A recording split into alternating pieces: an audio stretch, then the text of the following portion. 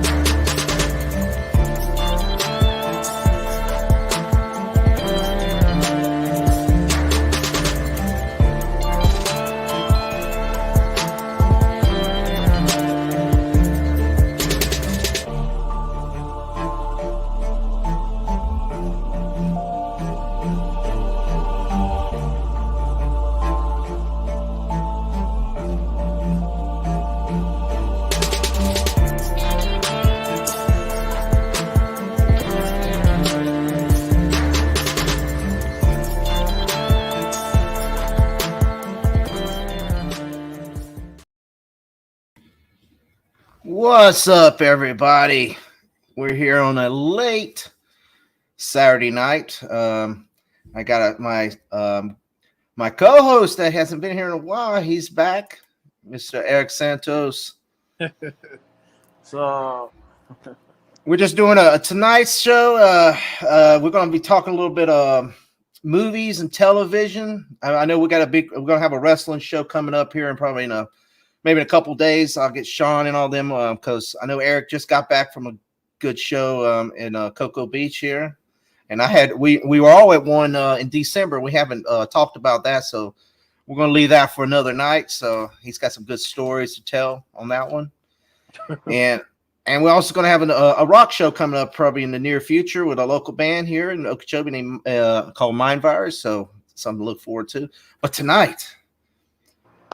And this is the White Collar.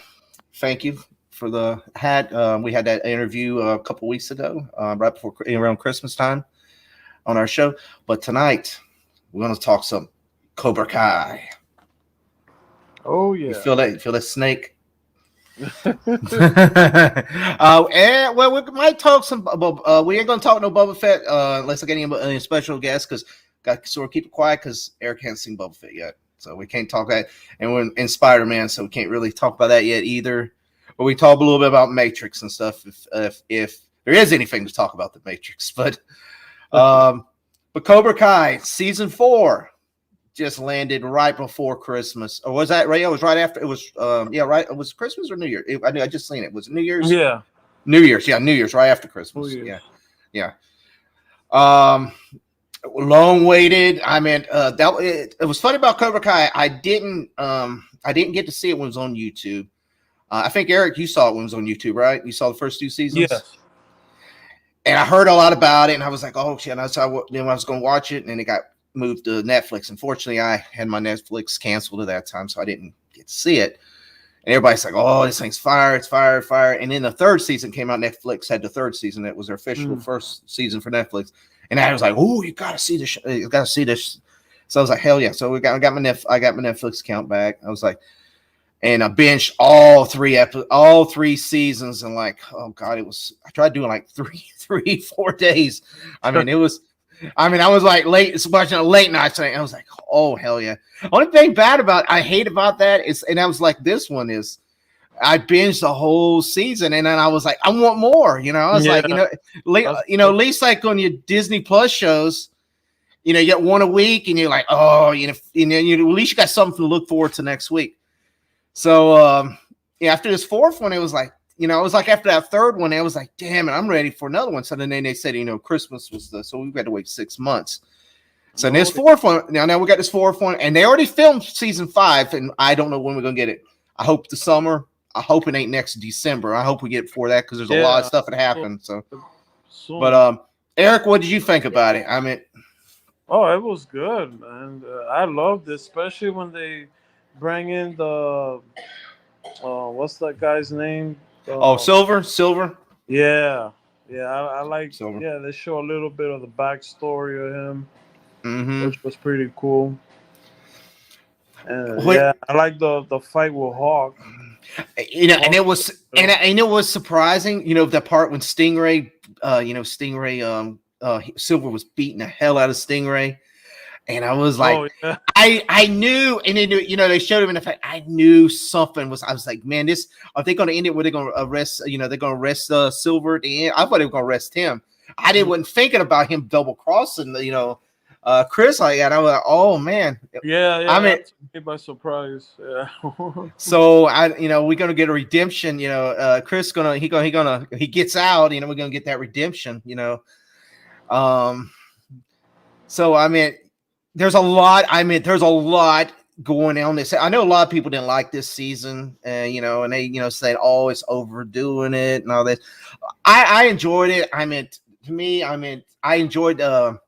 I was a big fan of the original movies, and everybody's like, well, these guys are too old. Well, hell, it's been since the 1980s since these films came out. I'm glad these actors and actresses are still alive. Sucks Mr. Miyagi's dead. Because he would have been awesome to have Mr. Miyagi in this, but it was pretty. It's pretty cool that we're getting pretty much all your characters.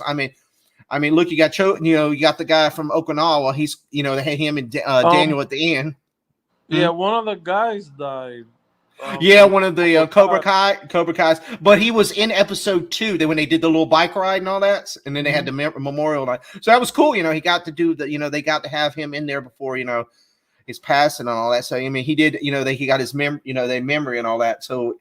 And I think they showed a little documentary on that on something. They said he was excited, to reprise that role and had that before, because he knew he was dying, and all. It was it was something to he had something had a something before he died. He had a enjoyment there. So, but like you said, that was really cool. That was like episode 2 or season 2, yeah. But like I said, you got the guy from Okinawa is I can't even say Chosen or something like he's going to be now taking over, I guess, since Daniel and what's his name cannot teach now in the valley. So I guarantee I'm looking for Hilary Swank. They're going to bring her in there. The fourth Karate Kid movie, the one, I guess Miyagi took her over, on that fourth one. I have a feeling she's going to come in this one or the next season. Now, the Jackie Chan thing, they're not coming in because that has nothing to do with the original movies or not. But I have a feeling they're going to have to bring her in just to tie it in with the shows. And Silver is going to probably bring his student. What's his name? I can't think. The one him and Daniel fought in the third one. He'll probably be in this, and so we'll probably get a couple more characters, that was from that third, maybe that fourth movie. And like I said, it's going to. Everybody thinks next season is going to be last. I think we're going to get at least 2 more seasons, because you got to look at how the last 3 seasons went. This coming season, I don't think we're going to have the tournament. But it's going to be building up to the tournament. So this will be season 5. And then going into season 6 could be the final. I can say that probably could be the final. This could be building up. Chris got his redemption. This is going to build up. And then that season 6 is going to be all hell breaks loose. And so, well, also, they're probably going to build up Daniel's son's character. Well, yeah, that's another thing. Daniel's son's and now him and the new kid. It came in there. Yeah, there might be another 4 seasons, I think. Yeah, as long as the story is still good. Everybody was like, "Oh, it's getting cheesy," and all that. Well, there was parts. I like the cheesiness. It reminds I me of do the too. 80s. I do, dude. I'll tell you one thing. It was better than any other series that came out on the streaming services. I mean, I Mhm. watched the Hawkeye. I enjoyed it better than any of them. I mean, I liked all the Marvel and Star Wars. Now, Boba Fett. Now you haven't seen it yet. I'm enjoying. A lot of people bitching about that. I've enjoyed it. I mean, this. I never seen freaking Star Wars fans bitch and cry as much. They get good content and then they DC. It may not be right to the point on every lore Mm. or EU or whatever. But dude, you're getting content that you wasn't expecting to get. So that's what pisses me off on that. Enjoying it. We're getting stuff out because they could just say, "Hey, you can get nothing else." Mm. But True. Cobra Kai. I mean, I guess he's going to Mexico. Both Miguel Yeah, I think his dad is and a Robbie's. tall guy. I don't know if Robbie's going with his dad or not. They're going to look for his dad, and that's going to be interesting. Who is his dad going to be? That's what I'm saying. Who are they I going to think pull he's in? gonna be a cartel guy. Yeah, it could That's be. what I've I have heard. a feeling. He's a Yeah, cartel guy. I heard it. Well, what's his name? Oh God, what's his name? That actor. He's in Oh shit! Danny Tego. Yeah, that's who I saw a thing on that, and I was oh shit, man, that would be a hell of That would a be bring in. sweet if it's him. Yeah, that would be an awesome bring in there. So it could be. I mean, like I said, I'm looking forward to it. I hope it comes out at least this summer. I'm hoping at least June, July. I don't want to wait till freaking December. If I have to, I have to. But I just want to. I want it to come out a little sooner. But Yeah. so, what else have you seen? What else we've Well, seen The besides? Matrix, which I'm disappointed, that movie was garbage. I Mm-hmm. mean, the whole movie was about waking up Neo from the pod, and I don't know, they call him the Doctor or some Oh, weird name Neil Patrick from the Harris guy is. that plays Doogie Howser. Yeah, Neil Patrick Harris. Well, he's like the next architect. They got him like Yeah, he's he like took the over the architect spot. He's like running the Matrix pretty much, yeah. and they So they yeah, purged. supposedly he resurrected Neo and Trinity, and they both were in the pod, and the whole movie was about waking them up. I Yeah, mean, yeah, it felt like a revamp, but yeah. cheesy version of the revamp. This. Let me mention his name, LDG. If you're out there, that's the one. LDG. He's the big Matrix fan. If everybody knows LDG. And Yeah, I'm he just was so mad. He was so yo, mad that he got his money back. He went to watch it in IMAX and he demanded his money back, and they got his money back. I mean, I was like, damn, you know what? I should call HBO Max and say, hey, I want my money back for this month because I was really heartbroken and mentally distraught by this movie. So that's what I should yeah, have done. I'm just happy to put on HBO because I'm gonna pull an AB and pull my shirt off and run around the yard because I was just fucking, I was just distraught by this movie. That's yeah, I agree. But the problem with the movie to me, I got into it at the beginning. Okay, I was starting to okay, I'm interested in, the first half of the movie had me interested, and then it just squashed me like a bug. I Yeah, mean, it was just like it went from I'm not excited about it, but I'm interested. I'm trying to I'm building. Okay, mm, I'm thinking. Okay, because LDG was telling me all these things. They're going to do this. So I'm expecting something completely different. And so I'm trying to get into. I didn't like the Smith character. I did not like. I would have brought the real Smith yeah, back. I didn't like that. A lot of people said they didn't like no Morbius.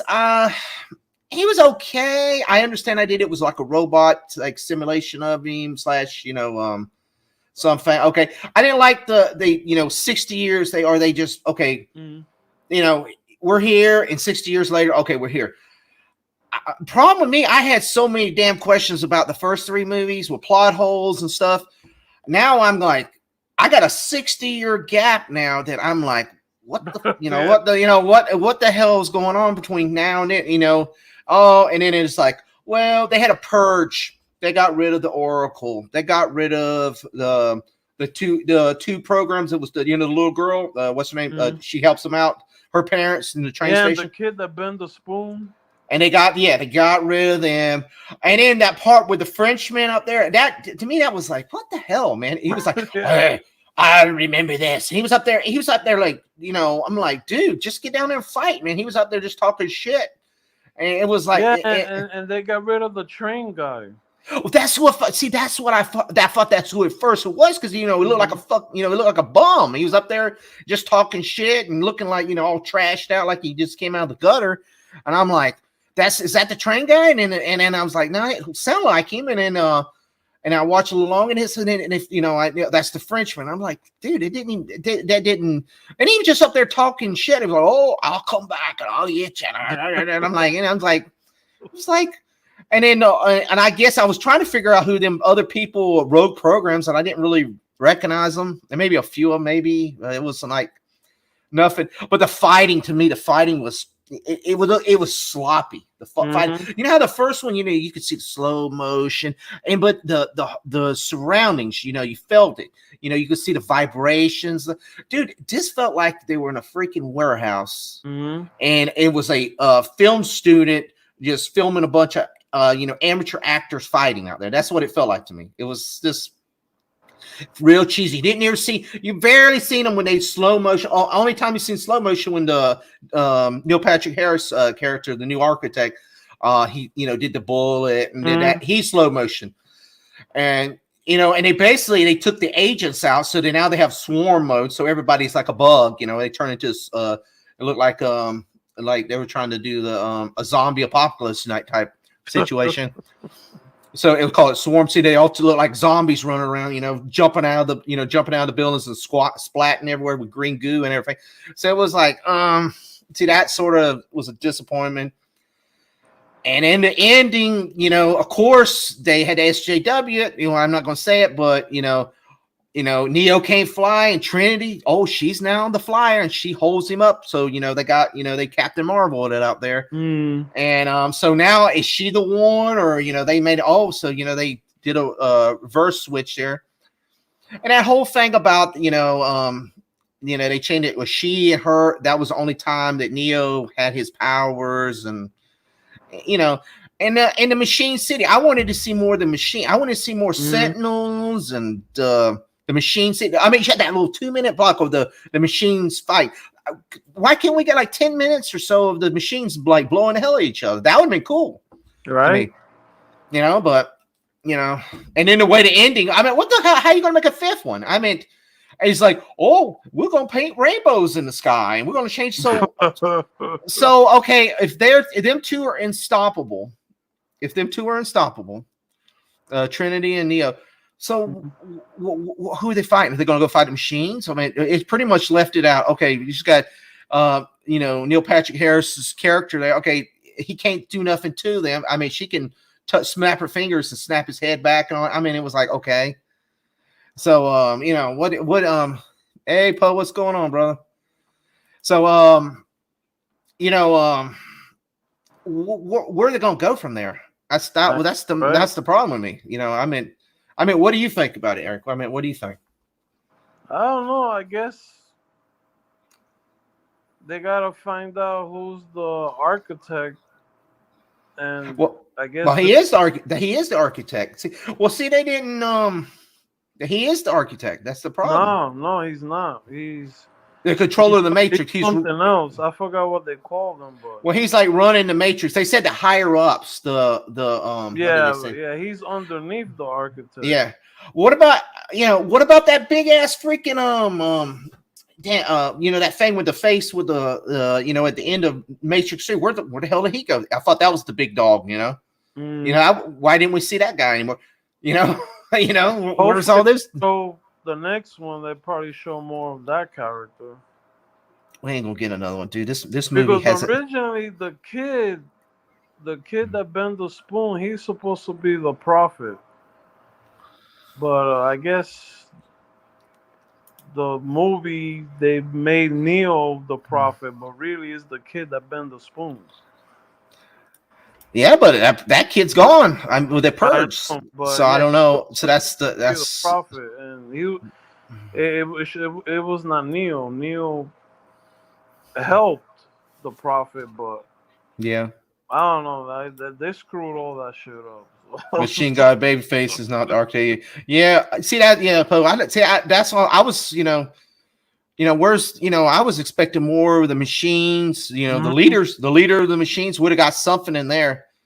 I mean, are they at? I guess they're not at war because he made that peace deal with them. But are they safe to go out around? See, I mean, we got that new the new city. I mean, Zion's gone. I guess it was destroyed, but they got their own Mhm. Ion, or whatever they call it. But I mean, it's like, are they still running from Sentinels? I mean, that's what I'm saying. It didn't. And now Yeah, you got. they need to show more of that part because yeah, like I don't know, they just like focus on waking up Neo just the whole movie and Trinity and Yeah, everything Po, else out.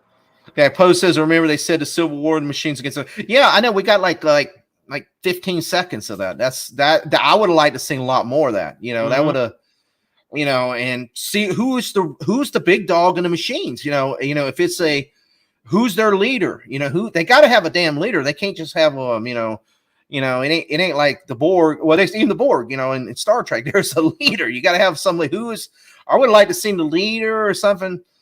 I mean, the way it ended is like, oh, are they just going to mess around with Dookie Howser's character the next two or three? Because I mean, he can't do nothing to them, and Mhm. and they just whatever. But machines are working with humans. Yeah, they're working with humans, but like the machine cities and all that. I don't. It could have been so much more.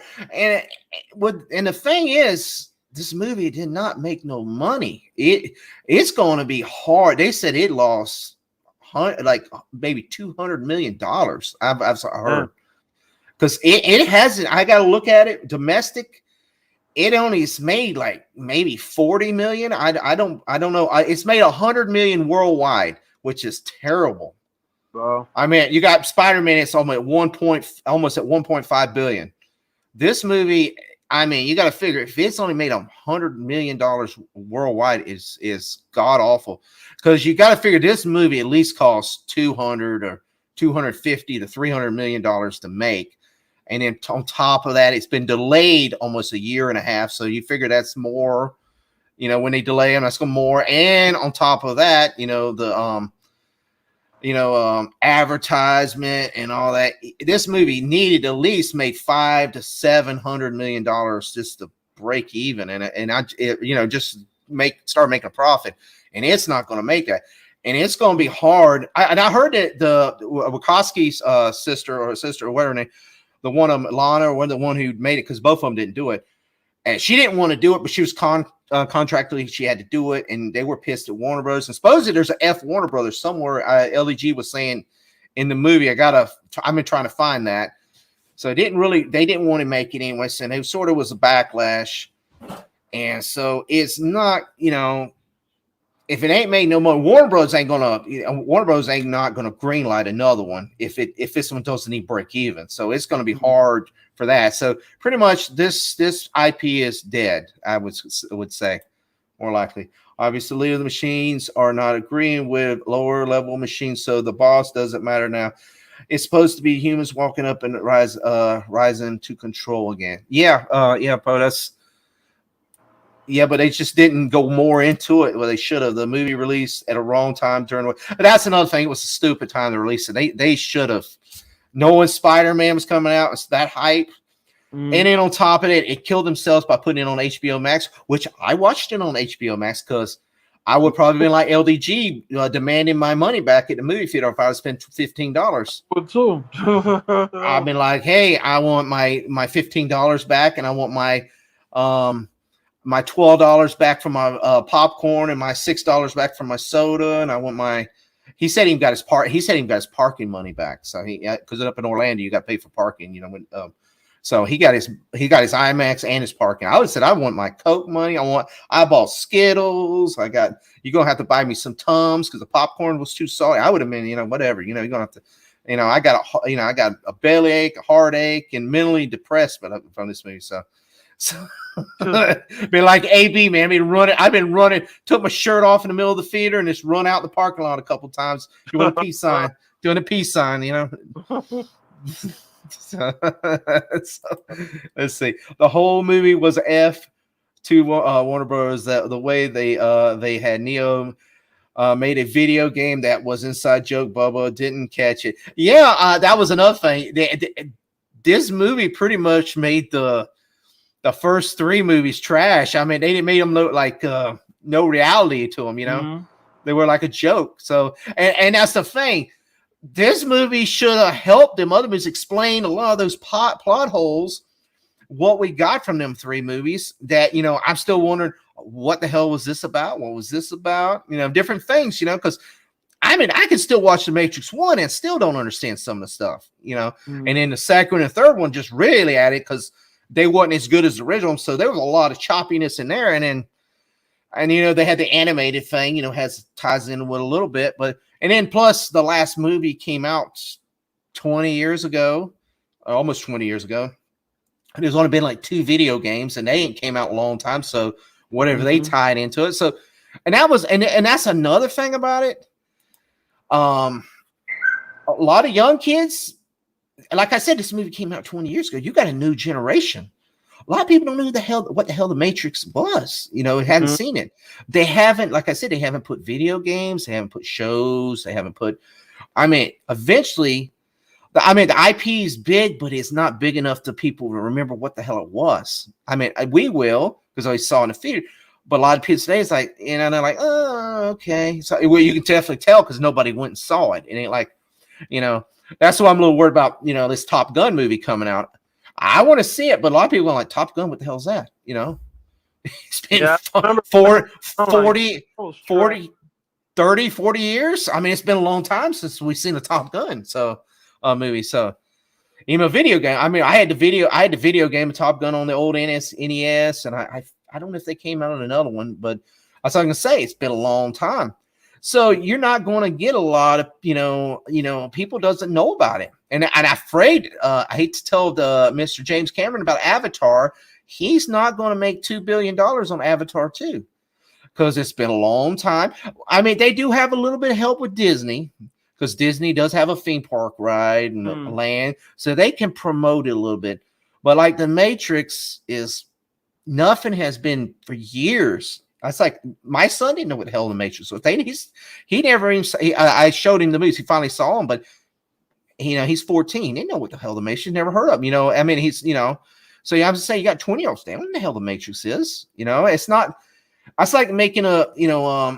Ghostbusters was lucky. Even Ghostbusters. I even go Ghostbusters for that. Well, they did. Problem was they did make the Ghostbusters 16, which probably fucked them a little bit anyway because that was such a trash movie.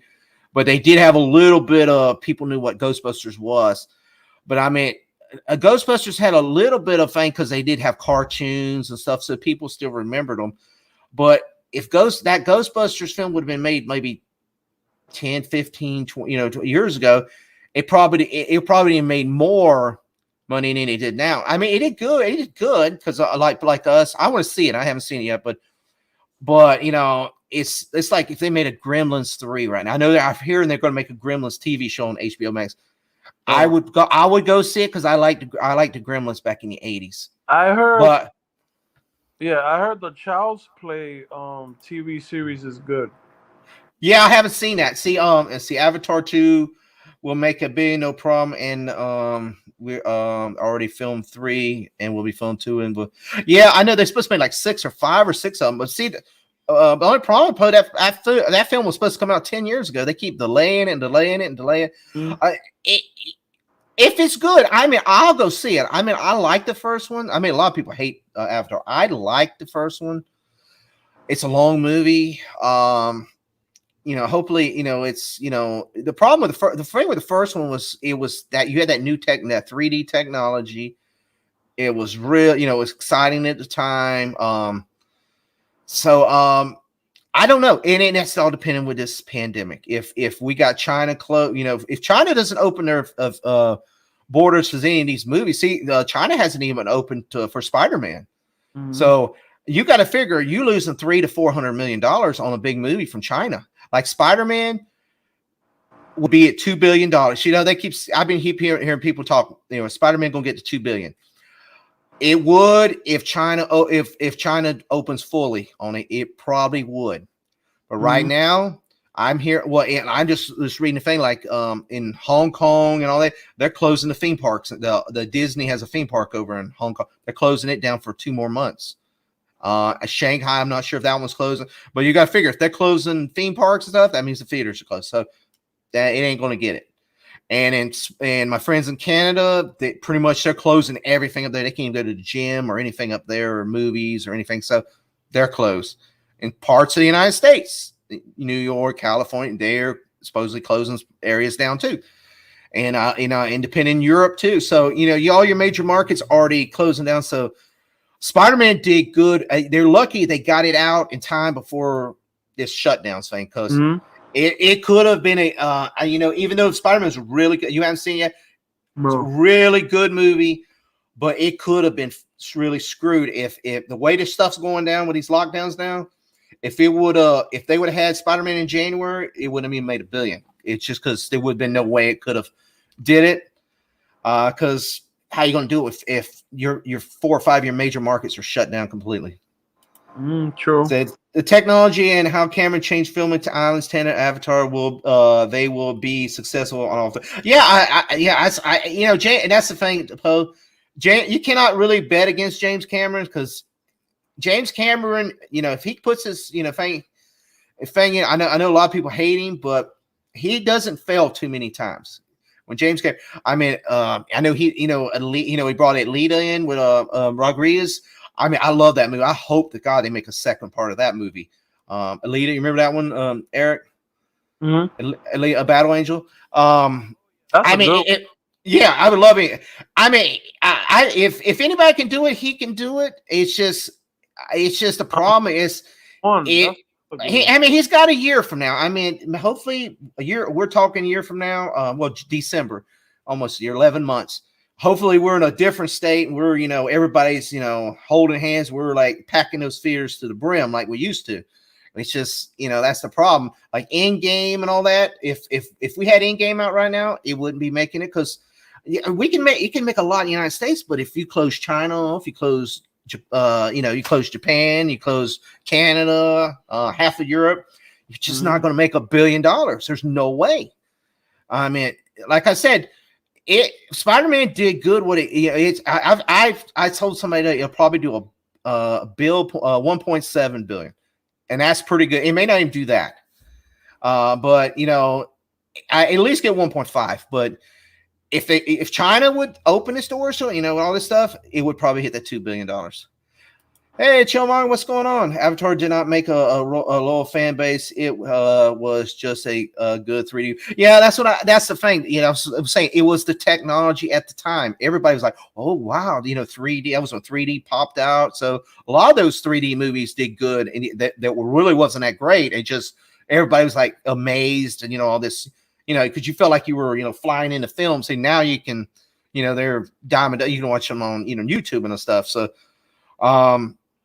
I just don't see it making it definitely ain't gonna make $2 billion. If it makes $1 billion, if they makes $1 billion, he better be very happy. I just don't see it. I just don't see it. And them green lighting 5 or 6 of those movies. I know how Disney is. I know Disney did it with John Carter. John Carter costed them a lot of money, and it was supposed to make 4 or 5. I like John Carter, but they were supposed to make 2 or 3 sequels to that film, and it lost them like $200 million. So guess what? They didn't make no more John Carters. John Carter was put away. Yeah, that was a decent movie. The one that I don't know they're gonna make a part 2 is on Player Number 1. Rumored, but see, that was another movie. It did. I think it made it money back, but did it make a it may not have made enough. I think Warner Brothers. I think that's another Warner Brothers film. Yeah, and the other movie that surprised me, I forgot the name of it. Crap. Oh, it's a space movie. Jesus, man, I forgot the damn name. That's all it's needed to make money, right? It's with that kid and the girl. That they were saving a planet. The planet got destroyed or something, and they got like a orb. Um. Jesus, Captain something. Captain. How long ago was it? It was probably 3 years now. It came out. If anybody knows in the chat, A hit movie, and what happened? It came out at the wrong time, I guess. Jupiter's Ascending or anything, was it? Yeah, it was like a alien civilization. There was like a war, and the planet got destroyed. So like the remaining people lived in a spaceship. Jesus, I forgot the British guy. He played as the bad guy. He was like a colonel. I'd have to look at Eric. I don't remember that one. Yeah, it'll come to me. Anybody in the chat know? I mean, it said about 3 or 4 years ago. I'm not. It ain't ringing a bell to me. So, this thing with Johnny or Johnny something, Johnny Pneumatics, some weird name. Doesn't ring a bell. Devin says I'll see Avatar 2 when it comes out, but if it don't like the like this one, I'm watching the sequel. I will not be watching the sequels. There's no need for 5 Avatar movies. Well, that's the thing. I mean, they greenlighted 5, but Fox greenlighted 5. And how Disney is. Disney, if this movie doesn't make its money back, we won't get Avatar 3. So, James Cameron might be fighting with Disney. You might be seeing a Black Widow situation. I don't know how that deal and script would, with Fox, because Fox pretty much let James Cameron do what he wanted. If James Cameron said he's going to make, 10 avatars or whatever, or they were going to do it for James Cameron, but Disney's a Disney, especially with Chaychak in there. If his movie does not break even, they will not be an Avatar 3. They might, but they might be. I don't know how the rights or situation is. It might be going to another studio or something. I don't know. I just don't see him. I wouldn't have greenlighted 5 movies at one time though. It's crazy. I got the link in. If anybody if they want to join in and talk with us, I did put it in there. Poe, Chillmonger, or Devin, you want to pop in? Still have my Eric. You're breaking up, brother. I don't know. Yeah, no. I was trying to do a search. Oh, okay. Okay. I didn't know if you messed up. Okay. Poe says they still have my 3D TV 4K HDR. I'm waiting. Yeah, I got one. Yeah, my kid. I still have mine. My kid uses it for his video games and stuff. I don't have the. I think I still got the glasses and stuff. Yeah, because it was one of those you could use the glasses or not. But yeah, that was I remember them TVs were freaking expensive. Now TVs you can get for like go to Walmart and get them for $300-$400. I remember those TVs like $3,000 when they first come out and all that, or even more.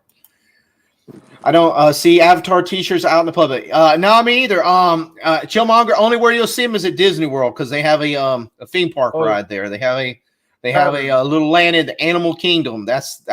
If you go there around the Orlando, you probably see some Avatar t-shirts, but that's probably about it because they didn't expand it anywhere else. But I know they have. I mean, that's the only where Disney can, try to advertise it. Cause I haven't rode the ride yet, but they said it's really cool. And the land is, where they made it, the islands and stuff float there. I mean, Disney can do really good when they do Imagineering them lands and stuff. But But the problem is that movie, I don't know. They don't tell how much that second movie is going to cost. I know the first one costed a lot of money. So, it's one of the movies. It doesn't make $1 billion. It's not even going to break even. It's one of those type of movies. So, and I could see this movie not even making half. Right now with this situation, I just don't see the movie making $500 million. And if that happens, Disney's going to say, just like John Carter, gone. Because that movie.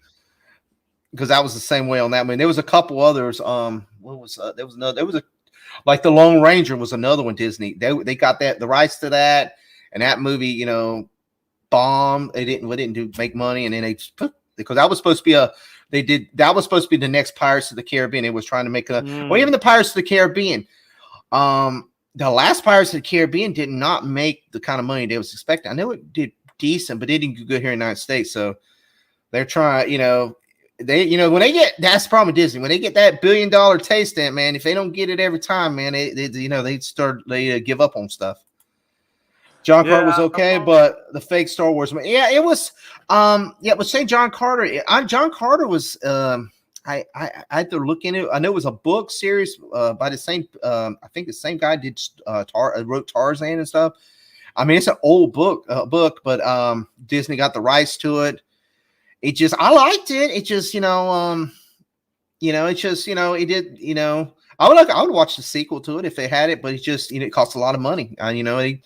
They didn't advertise it good. It could have been a movie. It would have did good, but it just don't advertise it and all that. There's a link, guys. If anybody would like to pop in, there you go. What's up, Tim? We got Kylo Ren. It's in the chat. Movie. It's called Valerian. Valerian, I never heard of it. Really good movie. It was. Was it a movie in the theaters or was it a? Yeah, I saw it in the movie. Okay. Good. Okay, so it wasn't a Netflix. Movie was really good, and it was underrated because it was a pretty decent movie. So I wish they made a part 2. Hey, Poe, what's going on, brother? Howdy. How y'all doing? Good, good. You in Mississippi or are you back Atlanta? Well, I'm in my car, so I'm in Mississippi. If I'm in Atlanta, I'll be in my garage. But okay. Did you get any snow up there when you were up that way? Did y'all get any snow? Got a little snow, a little dusting, as they call it. I know I had some friends in Virginia, and they said they got all the way Virginia up in that area. They got plowed pretty bad up there. Okay. They got more snow north of us in Memphis, Tennessee. So I'm about an hour, 30 minutes away from Memphis, Tennessee. So. Yeah, that storm went all the way across there. Went from your area all the way up to New York, and they said it was knocked the power out and all that. Oh yeah. So what do you think? You think Avatar's going to do all right next year? Yeah, of course it will. James Cameron. Everybody's going to go out to see him. I mean, his name is represented and has been represented for a long time. And he always put out good things. So they haven't bombed yet. Let me put it like that. Well, yeah, that's what I'm saying. If anybody, what? Sorry, go ahead. No, go ahead. Yeah, that's what I said. I haven't seen him bomb yet, and if anybody could do it, James Cameron's going to do it. Mm-hmm. True. Go ahead, Bo. Since the pandemic, a lot of things have changed. So, yeah, I think I'm breaking up here. Yeah.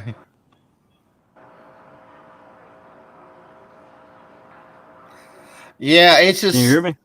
Yeah. It just going off in it. Can you hear me? Yeah.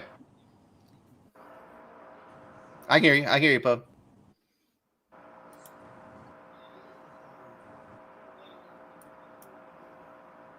I think you froze up, Poe.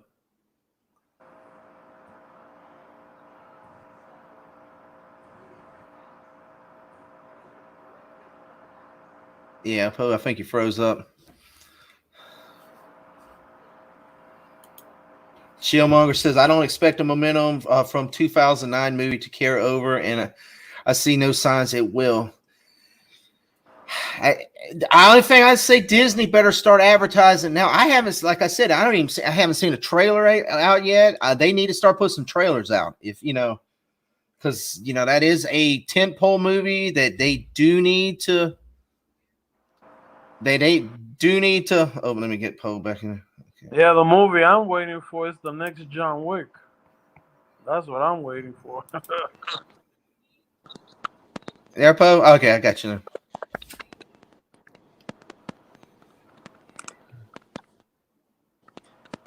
I don't know if that's better or not. Is it better? Yeah. I can hear you now, Poe. Okay. Yeah, the movie I'm waiting for is the John Wick movie. Yeah, that should be.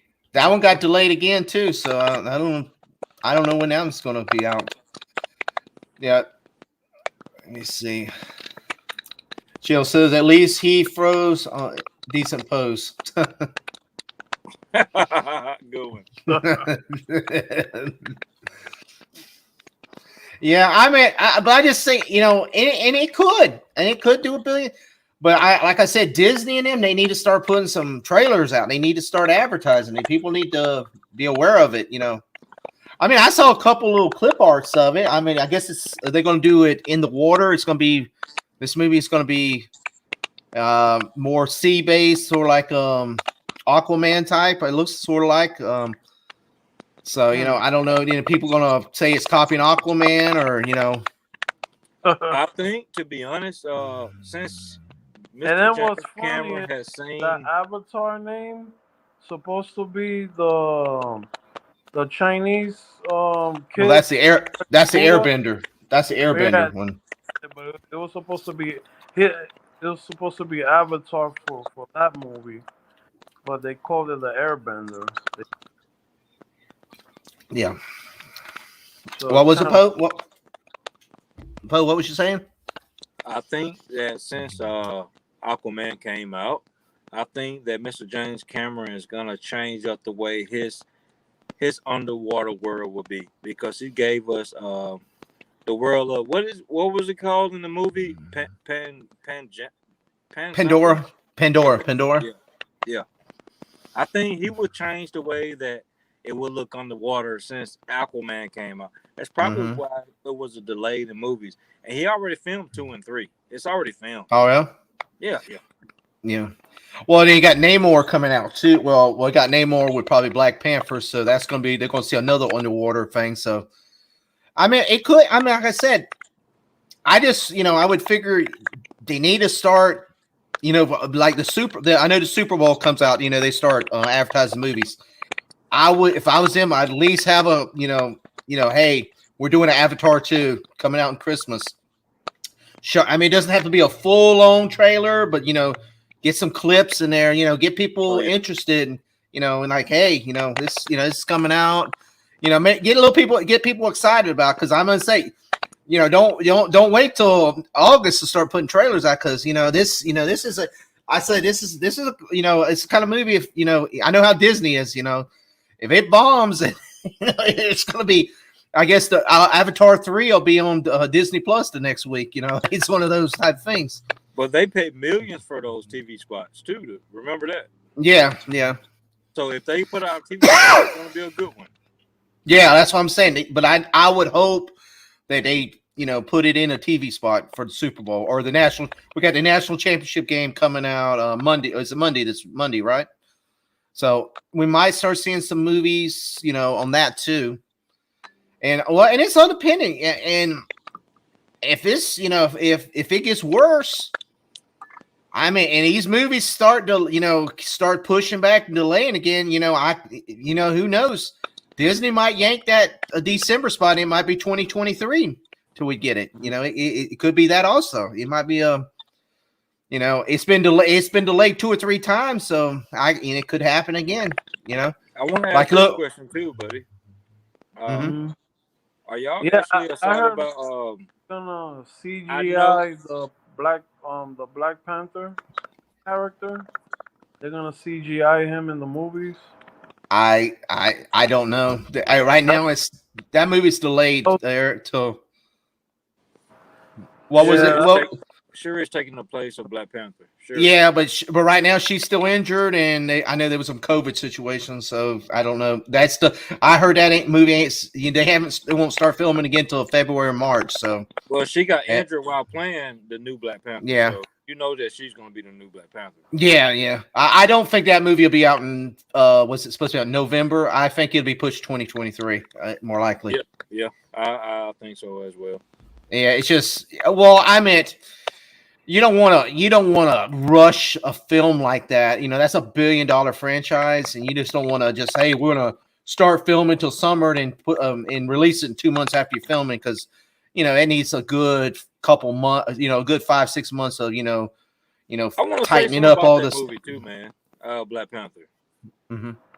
Man, I'm gonna be honest. That movie would not have made $1 billion if the black culture when it came out and supported it. Mm-hmm. I'm gonna be honest. I got 2 white friends in Atlanta, and they was actually scared to go see it. Really? They're white, but they wanted to go see it so bad. They were scared to go see it. They didn't go see it in theaters. I went by myself, and I seen it twice in the theaters, and out there at AMC, and they were scared to go see it. It's like, when I was there, the experience, it was all love because I'm around my people. I'm half white, half black. So, and I didn't have an issue. Nobody had an issue. The white people that was there, the Spanish culture that was there, the Indian people that was there, how I had a good time. But they were scared to go see it.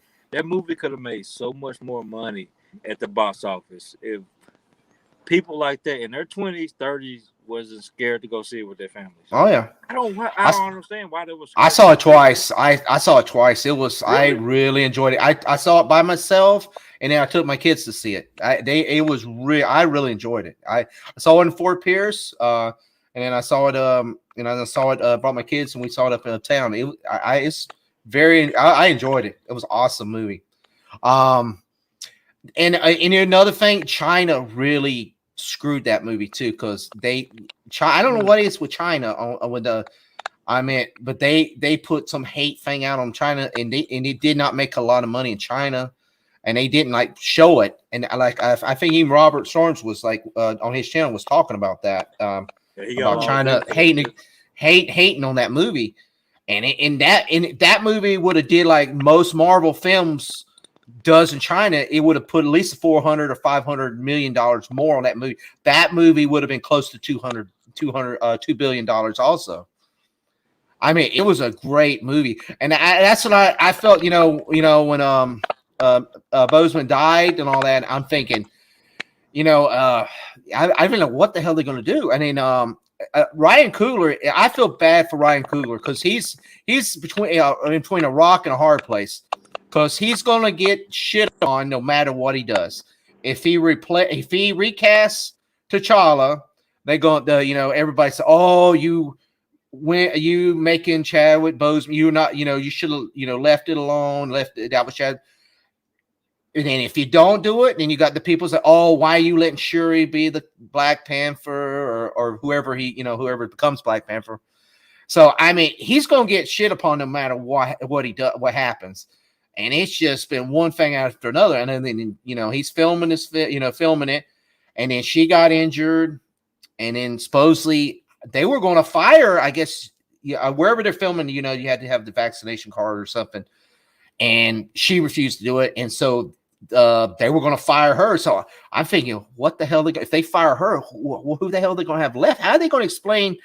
You got to explain how T'Challa, is not there no more. I mean, they got to have some type of funeral or something like, okay, he got killed by Namor, or if Namor is in it, I'm pretty much convinced he's in it. But are you got to do that? And then if Shuri, they fire Shuri, and they, okay, I guess you could replace her, but then you got to explain that too, and it's like, I mean, I feel bad for him because it's like. I know when he got assigned, okay, I go in Black Panther 2. This is before Chad Boseman died. I think he had a script ready, and he's like, I got it ready, and this script is gonna be fire. And it probably would have been another $1.5 billion movie. But then, Chad, unfortunately, Chad Boseman passed away. And, that's just that script. Okay. And then you had, Kevin Feige say, oh, we're not going to recast him. And that's like, that script had to be all redid and all that. So now I really feel bad for him because, he doesn't want to come out here and have a failure of a second film. And they've put a lot of hurdles in his way, So, I mean, but I trust Kevin Feige in the decision that his company allows him to make. So, yeah, I do too. But like I said, I rather, if they have to, wait to 2023. Don't rush it. Don't say we got to make that November date. If they don't, like I said, they're not filming right now. They ain't supposed to go back filming to February or March. If they start filming to March to July, okay, that's the filming. But you remember, you got to have reshoots and you got to have, CGI, effects done and all, everything. And that takes a little time. So I was going to say, don't try to push it. If it can't be done in a reasonable time in November, I believe it is, at least, do it next 2023 summer or of spring. Give it that time, give it that love for, just don't throw something out there. Don't do like DC does sometimes. They just throw something out there. Give it that love. It's a movie that people want to see. And like I said, and you said it was, it meant a lot to the Black community and all that. Just don't, rush something out there. Make sure. Yeah, I don't think Kevin Feige would either. I think, make sure it's let me bring Poe back in. He fell out. Make sure it's done well, properly done, and then put it out. Just don't try to rush that date. That's what I just don't want them to do. I know that's what happened. A lot of the movies they rush and it's garbage. Yeah, I just don't want to get in there and they got everything. The CGI is all choppy and all that because we didn't have enough time to fix it. We just had to get to that date. Put it spring 2023 or summer 2023, and then. Or even February. I think the first one came out in February. Around Martin Luther King or February, January. Even then, give it a couple months if they have to. Just don't, just throw it out there, because just to make a date. Neither Spider-Man yet. I see what it was. Oh, it said Shang-Chi did not show. Yeah. China did not put Shang-Chi, Black Widow, Venom wasn't released. Venom was released. Not in China. They didn't put in China. They haven't released nothing with any kind of Marvel in China. I know they didn't release Mortal Kombat over there. The Mortal Kombat didn't.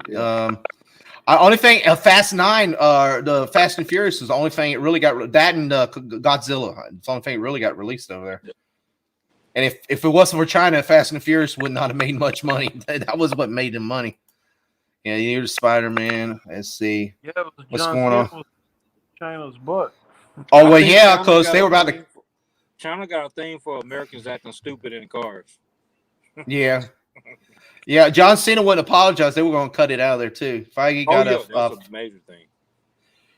Feige's got to find a role for John Cena. What could John Cena play in the MCU? Nothing. A villain and kill him off. First movie. He's not.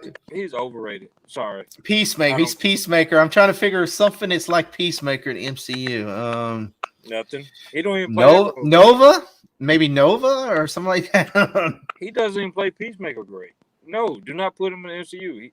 He is not an actor. No, he is an actor, but he does not play his role great, and he does not belong in the MCU. Sorry. The Rock is another one. I've been waiting to figure out who The Rock's going to, who they're going to get The Rock to play.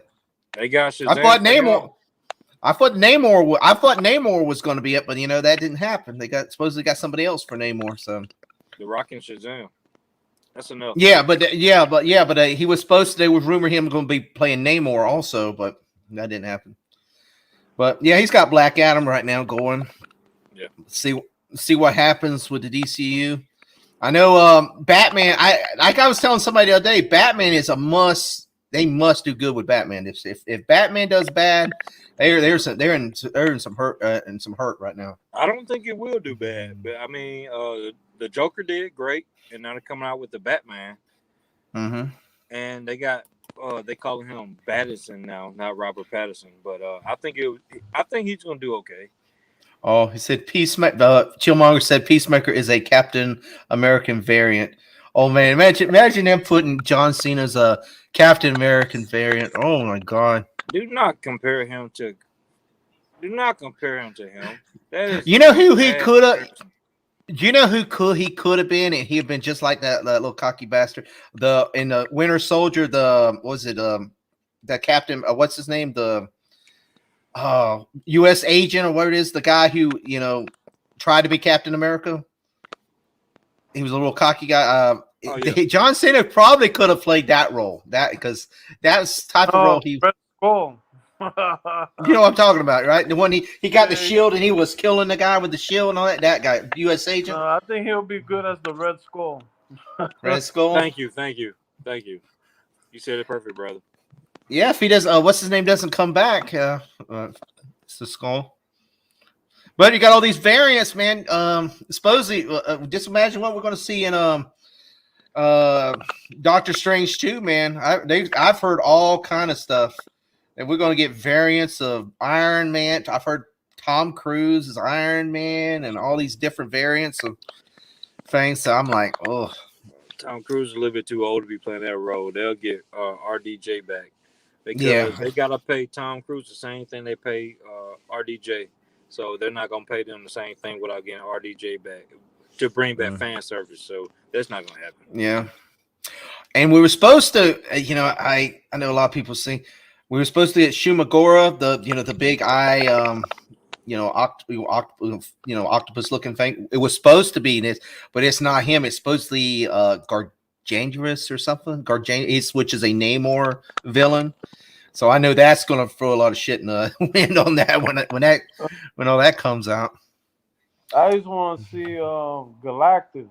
That's what I want to see. Probably another 5 years at least. It could be. What I was hearing that the 10 rings with Shang-Chi, they said it was some kind of beacon. I could see that possibly. That's possibly a thing with Galactus. Well, then you got to figure the Eternals too. I mean, they're tied in with Galactus, so they are tied in. Yep. So. And they was, talk with the director. They said that if they do make us Eternals 2, which probably they won't, that Galactus was going to be figured in because the Galactus is sort of he's eternal, but he goes against them. I guess what I understand that Galactus, when they seed these planets with, egg Eternals, whatever it is, Galactus goes after those planets, and that's the one planets he destroys. Galactus is a celestial, just like celestial, but he takes the worlds away. That he supposed that somebody was I was watching those telling me that I was watching that, and so he ties in with them. So it's on opinion. I mean, it's they're going with that space theme, but I think they got to build another at least 5 or 6 movies before you try to get. You got to get Fantastic Four in first. You got 4. That's gotta be. You gotta have the Fantastic Four before you have Galactus. Period. So I mean, you gotta at least have that. And what I've heard, that film is 2024, maybe. So you're probably looking at least 2025, maybe 2026 before we see Galactus. Well, I mean, we might get to see an image. You know what we might do is we might Shang-Chi 2. We might see like a beacon. You know how we saw Thanos in the first Avengers. You saw that little end credit scene, and 10 years, pretty much 10 years or 8 years later, we finally get Infinity War. That's what we might get. Some little beacon. You see a beacon go through the universe, and you see Galactus sat there, ripping the hell out of some planet, and he looks at the screen, and that's the way it ends. That could be the way like Shang-Chi 2 ends, for an end credit or one of these other movies. So I look at least 2025 because they gotta. Like I said, you got to get Fantastic Four in and a couple more characters. You need a couple more characters to truly have Galactus in there. I mean, you could. I mean, they could bring Galactus in a Disney Plus show, but for it to really make sense, you need to have the key characters in there. Well, Mr. Jason Lee, how you feel about I know they delayed it, but the new Morbius character. Hold on, I'm not done. Then they bring in Craven in. Craven the Hunter. Hold up, I'm not done. They already established the Spider-Verse. Something so beautiful that they did. Have y'all seen the new Spider-Man before I talk? I have. Eric hasn't, but I have. I've seen it. Eric hasn't seen it. Eric, you seen it? Okay. He hasn't seen it. He haven't? He hasn't seen it. Okay, I won't say nothing. But with the Spider-Verse going on, I think that would be a great thing to bring in all those characters together. As far as the villain part, because all the villains have been together on screen. The villains, only the villains. But I think that would be a good thing to bring in. And man, something that the comics talked about, but they have yet to mention in so many movies that Spider-Man has been out with Sony, Madam Web. Because Marvel, Sony owns the right to Spider-Man, but they own 100+ characters, villains. They own a lot. All the Spider-Man characters, yeah. Yep.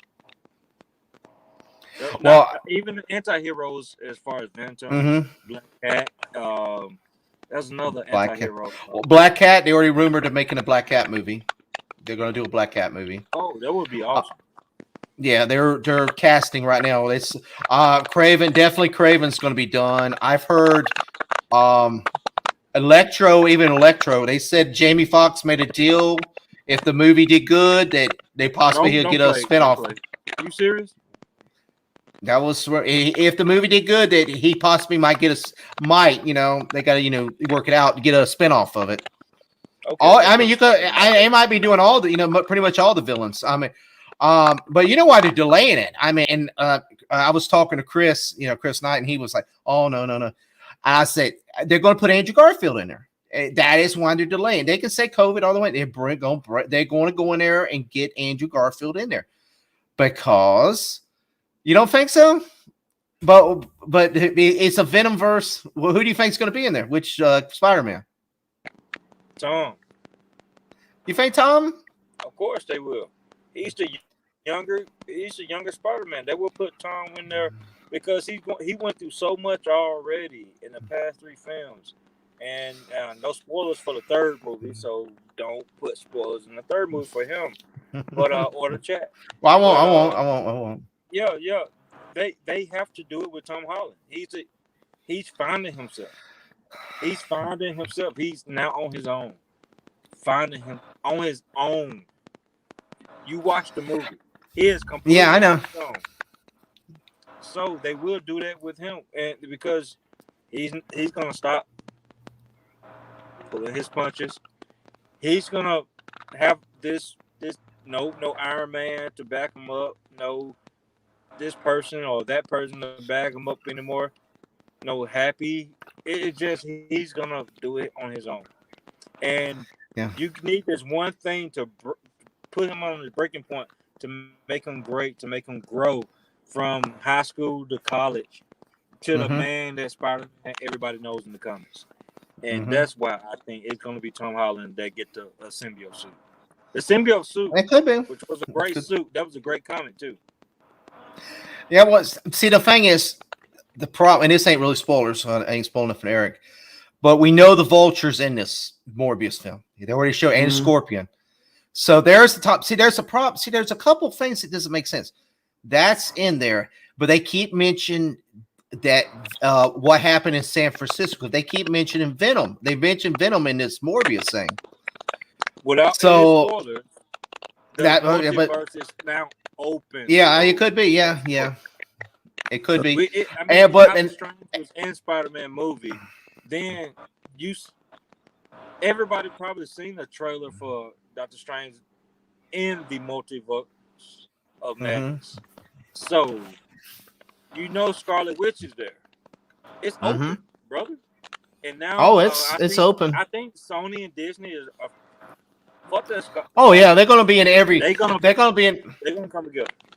Yeah, in all the movies, Craven and the thing is they want Spider-Man 2 because Well, this is the next big film, Secret Wars. Everybody knows that's coming because the Russo brothers already talked about it. That's pretty much, the battle world, and that's where you could even get Galactus and all that in there. And they want Spider-Man for that. So you don't want to have where like Spider-Man's just off the wall and they don't know where he's at, and you want it all concluded because eventually Sony, and it's another thing, and I was talking to Chris and all them about this. Sony's eventually going to be sold to somebody, and as soon as that happens, Spider-Man would be stupid to sell Spider-Man. Well, they won't sell it, but no, I mean the Sony, the company, Columbia Pictures. Eventually, they're going to sell to somebody because they want to sell their studios. But as soon as they do, Spider-Man reverts back to Disney. As soon as they get sold, if they were smart, they would sell to Disney right before that happens. But as soon as they get sold, like if Universal buys Sony Pictures, that Spider-Man will go back to Marvel. They'll be stupid if they sell it if they want to make money. Yeah, I would have made, but I would stay with Disney. I would stay with Disney if I was them. What I would do, and this would have been the smartest thing. And I said this before. They know they will get sold. I would sell 50% of Spider-Man back to Marvel. Get a big price for it, and then right on the deal. Okay, we know we're going to get sold in the future. Maybe 5 years from now, somebody's going to buy us out. Instead of we know we revert back, but we're going to sell you 50% now. But we're going to still do that where we get most of the money for the movies. You're going to keep the merchandise, right? But as soon as we get sold, you have to buy our other 50%. You don't get reverted back. Have that in the contract. So they're guaranteed that money. That's what they should do. Stuff like that. And what it makes sense because I think they're on the verge of making $2 billion off this one movie, and they offered them in a few years back $4 billion for Spider-Man and his characters. Why would they sell it when they made $4 billion off? Well, I'm talking about if the company gets sold. If the company gets sold, they'll lose it completely. They'll lose Spider-Man completely. Yeah, because it'll revert back. But I mean, have it in the contract with Disney. Okay, we're going to sell you a partial of that, but we're going to take most of the control. But we're going to give you. But we're guaranteed. But when we do, our company gets sold off, that you will have to buy that Spider-Man off of us. You cannot just revert back. I would have that in the contract, so they're guaranteed to get money. But they will stay with Disney. So it would be good because the movies are still going to connect and all that. So Sony just can't say, "Oh, we're going to do our own Spider-Man movies," and they have nothing to do with MCU or nothing. So when that happens, it's good because when the MCU does get it back and they're still making films, everything's still connecting. You just don't how Spider-Man's been gone for 10 years, and all of a sudden, here's Spider-Man back again. At least it'll make sense. And it's and the thing is, Sony's it's smart because guess what? They can use Marvel characters if they stay with Disney. Say, hey, we want Kraven the Hunter. Can we use a couple characters there? And Disney and them will go back and forth. And they'll swift flop characters. You know what? I'm waiting for another. If they want Spider-Man, they want all the characters to come with it. Yeah. Well, they will. I mean, if 100 and plus characters to come with Spider-Man when you buy Spider-Man, they offered them $4 billion. They made $2 billion off one movie, and not including Far From Home, not including Homecoming. That's how many billions they made off 6 years. Because every 2 years, a Spider-Man movie been coming out. Sony should keep them. If I was the CEO of Sony right now, y'all ain't get them. Sorry, Disney. I don't give a damn how much money y'all got. But here's the thing. Disney makes more for Spider-Man than Sony, though. But with $1 billion, you got to figure it. You got to figure all the costs and stuff. They're not going to get $2 billion. They're probably going to get $500 million or something. But Disney's getting the merchandise rights. They got 100% of merchandise rights. No, Universal got it, not Disney. Sorry, I've been to Universal videos. I've been on Spider-Man. No. See, that's the theme park. See, before Marvel got bought by Disney, they sold the theme park rights to Universal. Disney has the theme park rights on the California, east of the Mississippi's. Universal has the rights. West of Mississippi. I've been to Orlando. But what is they signed a contract before, so Disney has to honor that contract. That Universal can have Spider-Man and Marvel rights. So they have the Hulk and Yep. they have a teacup ride, which is an X-Men ride, and Doctor Doom, which is and they have a bunch of Captain America restaurants. Yeah, see, they got it. They can see. Universal just has the theme park rights to like east of the Mississippi, but Disney has the theme park rights to the rest of the world. It's just they don't have. Disney's been trying to buy that out too. That's just a thing that but they have to pay Disney like a royalty fee for that. That's the only thing. Okay, royalties that comes in. That's Royalties, but like I'm saying, like merchandise. No, I'm not.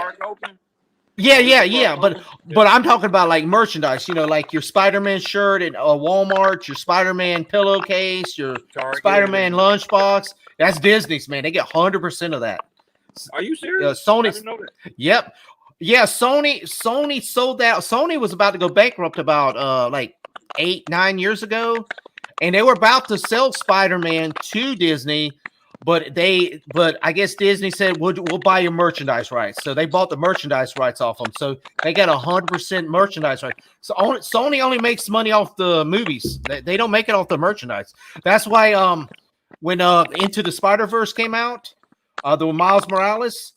The movie didn't make that much money, but Disney made a ton of money in that movie because you go into the Disney store, Miles Morales T-shirts, Miles Morales lunchboxes, Miles Morales backpacks for kids. They make billions off the merchandise rights. It's crazy, but yeah. There's a lot of money in there, man. That's what I said. But they're smart. Stay with. I would, if Sony stay with them, you know, with this Morbius, you got a Craven, keep Kevin Feige in the fold, even if it's, you know, it's still a Sony film, have it where it makes sense and have his say so. Because just with even if they put Kevin Feige with it, say, well, Kevin Feige producer or something, that movie will double the movie's profits, you know, just doing that. Yeah, Jay, I'm gonna log out. All right, Eric, man. Yeah, my medicine is kicking in. Get some rest, man. Get some rest, man. All right, man. Have a good night, guys. All right. All right, see you. What's the guy? Peace, Bubba. Merchandise rights, such a hack. Yeah. That's where they make the money at, man. I was like, you know, when you go, when you go into Walmart, you see that Spider-Man book bag, you see the Spider-Man bookcase. Pillowcases, sheets, shirts, you know, it's like Spider-Man, everything, especially back to school. It's Spider-Man. Disney gets a piece of all that, man. It's like crazy. But yeah. Well, okay, since Eric's not here, we can talk a little bit about Spider-Man. Well, you was talking about Madam Web. You know that purple thing in the sky, you know that when it was breaking wide open? Because they had a guy I was watching.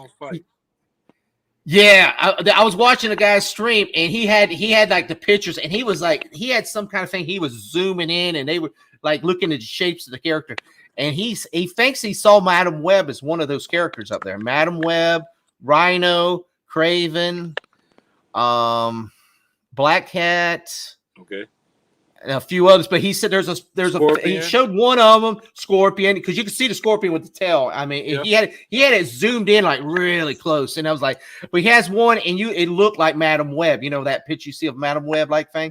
I mean, it's all purplish. Yeah. So I was like, oh shit. So they're acknowledging it. You know, it's coming. So, but.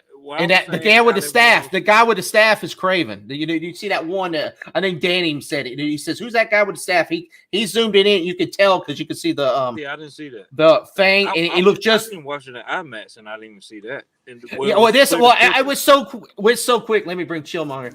Well, it's so quickly, but this guy he like zoomed it in. He zoomed it in like right here, and he stilled it, and he was like, "Holy shit!" It does look like, especially the Scorpion. You could definitely. You can see that. Hey, Chill, what's going on, brother? Hey, my favorite topic, Spider-Man. Spider-Man. I got some stuff to say about Avatar. I'm not done with that. Like, I'll get back to Spider-Man, but like the Avatar movement is not much of a movement. We don't see, like I said, t-shirts out in the public. We don't see song references in other movies about how good Avatar was. The same way Spider-Man references Star Wars, because that thing is pop culture phenomenon. The Avatar hype train is non-existent.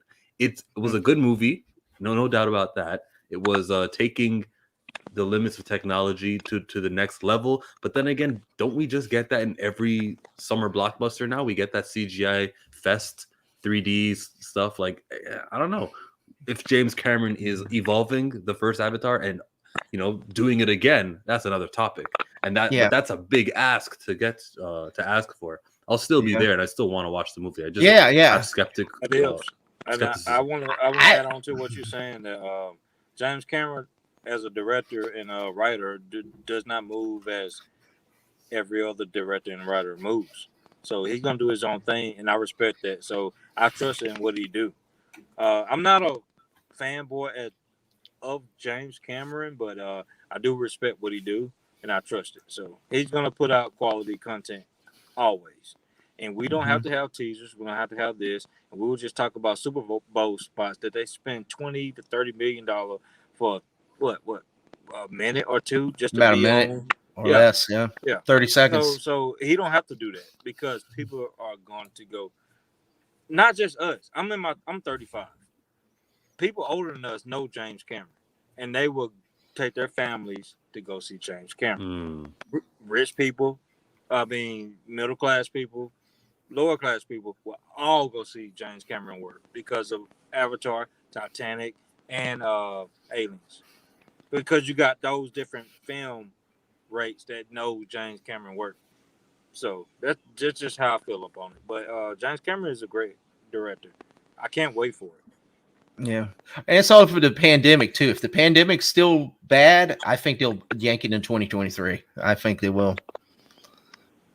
I think if like half the world's still closed, it probably because that's a movie Disney does not need to bomb. I mean, they got a lot of money tied up in that film. I mean, I know, like you were saying, it's been so long. The only thing Disney has, they do have the ride in Disney World. It does have a little bit of hype, but it ain't like Marvel, it's not out there like Marvel characters, somebody says there's a Spider-Man film, everybody's out there to go see it, but Avatar is not as popular. We'll see what happens. I mean, I want to see it, but we'll see what happens. Spider-Man just snuck in December, right before things kind of ramped up and cases increased. I think that's sort of the format. I can't speak for everywhere in the world, but for my viewing on Google, when I put COVID-19 and I watch the line graph, things go up after December 25, maybe because families are interacting and spreading their virus with each other. And I feel like everyone needs to know from now on, January is going to be the, oh my God, COVID kind of month for the next couple of years. That's just how sickness works. Yeah, they were lucky. If they would have waited another month, it wouldn't have made $1 billion. Because how are you going to do it? Because like Onzo and all them guys, their theaters are closed now in Canada. There's nothing open up there anymore. It's closed. And even before they closed, but there was a vaccine mandate, so I couldn't even enter the theaters. And then I think half of Europe is closed too. I think France and Germany and all that. So I mean, that's what I was telling me. And even like I know they're not, China's sort of balking with them. They haven't been released in China, but they're even closing. I read in China they're closing a couple of the theme parks. All the theme parks are now closing down over there, like the Disneylands and all that. So it's kind of, when you start that and you got to figure if the Philippines, I know is closed, and that's a decent market. And then you start closing Japan. That's what I'm saying. You're just not going to make $1 billion if you start knocking those major markets out. It's hard to. You can't make $1 billion at U.S. alone. You have to depend on the major markets. But they were lucky. It probably could have made $2 billion if we was a normal thing, but I give it 1.7. I think it's about 1.2 the most. It will make $2 billion. Maybe. And when it comes to Blu-ray. Well, merchandise. Yo, that's what I said. Disney has to. Office. You know that, right? Box office. That's the only way we're talking about. Yeah. So it will make $2 billion. It's not the issue. But the thing with James Cameron is when he comes out, it's going to do what it has to do. And Spider-Man has actually proved that as long as we be safe and the theater experience is actually clean, because they deep clean the theater. Well, here in Mississippi and Atlanta, they deep clean the theaters before each and every movie. What's going on, brother? Yeah. So It's the trust in the people and the when they're going out. And depending on where you at, like you said, different countries had shut down the city. They haven't shut down here, so yeah, we went out there to see the movie because the theaters are actually doing the right thing. They're not catching it from theaters; they're catching it from gatherings with people coming together and having a powwow. Sorry for a southern term, Native American term, powwow with different family members, and stuff like that because of Thanksgiving and Christmas and whatever like that, whatever you believe in or whatever you your family get together for. But I think it will be successful with James Cameron. I don't know the release date. Nobody knows any of that. But when he releases it, it's going to be successful.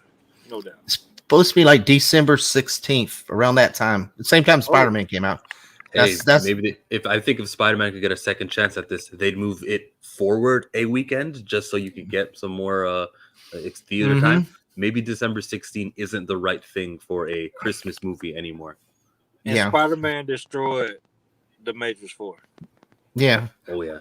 And HBO Max 4 destroyed itself by releasing at home on HBO Max. On top of that, yep. They destroyed itself. They should have said theaters only. They would have got fans out there with family there going to see that. Our old heads like me and you, Mr. Jesse Tucker. So they destroyed themselves. Yeah. The only thing I'm gonna say about Avatar 2, they're going to have China because China. No. Well, China, it was big in China, and China is the reason why it jumped over Endgame again. Because you remember, Endgame was over and they re-released it, and it jumped over because of China. Dude, hold on. You said they re-released it in China. Did you know that they released that movie 3 times at my theater here in Mississippi? Yeah, but during that pandemic time, it got re-released in China because there was nothing else playing, and it did a lot of money, and it jumped over Endgame really big. What about the 3 times they released it? Well, yeah, I know, but it was out of all, but they were releasing like older movies. Out of all those older movies, Avatar did a lot of money. It's really loved in China. It's a movie that was really. Like Fast and Furious, it was a movie that before the pandemic. Now, well, I know, no, this was during the pandemic. I'm just saying it made a lot. I know, but I'm gonna say, but it doesn't deserve to be up there with Endgame. I'm sorry, it doesn't. Nah, as far as like the money made, it's not the same. It's sorry. No, I know. As I'll say, it's hard to believe it got $2 billion, but it was because of China. It jumped over that Endgames again because they released it. It made like 50 or I think it's 50 or 60 $million during that pandemic, that summer during the pandemic. Oh wow! Share my screen. It shows the Chinese box office. Oh, okay. I don't know when exactly it reached the lifetime gross of 261 million, but that's a lot of money to come out of a even made more than Fast 9. Yeah. Fast 9 only made 200 million out of China, but for the Avatar, I'm looking at Avatar, by the way, 2009 Avatar. It has 261 million. That is a whole lot of money. That's a lot of money, yeah. It's like almost the difference between my movie's going to be profitable or my movie's going to be a nail biter. That $200 million changes everything. Yeah. Well, just imagine if Black Widow would have got released in China. I mean, that movie, we wouldn't be hearing all because I've heard Disney saying they lost money on Black Widow. An extra 200 million here, boom, Black Widow. Oh, it's a success. Same thing for Shang-Chi. Shang-Chi would have been more than 200 million. How about the Eternals? I heard today if the Eternals would have got released, that probably would have. Even Venom would have made a lot more money. And Spider-Man, you're $2 billion right there. Yeah. Let's be honest. Eternals wasn't a great film. It was a good film. It wasn't great. Yeah. But they would have went to China. That's the kind of film that China loves, man. They would have put probably 200 million at least in there. I want to say with the Eternals, they did a great job, on my opinion. They did a great job on explaining the story to get us to know them and why they wasn't there this whole time. Iron Man and the 22 films of the MCU that happened. But I'm waiting to see what they're going to do in the future. That's what a lot of people say, oh, well, they didn't do this, they didn't do that, or they're giving a lot of hell for Eternals. But the future of the MCU films, just give them some time and see what they'll do. I got the complete opposite take as you, Poe. I think that was a poor, showcase of characters, and everything you said basically the opposite. Nah, it wasn't a good movie either. Bad movie. I do agree with you because I'm so heartbroken they killed Gilgamesh, the most handsome character I ever seen in film. Jesus Christ. I haven't seen it yet, so I'm waiting. Well, supposedly to Disney Plus, we're having an extended version, so that's what they're saying. Extended? You mean the screen aspect ratio? No, it's supposed to have 10 more minutes in it. Oh. It comes out the 14th or 16th or something this month. It's supposed to have like an extra 10 minutes.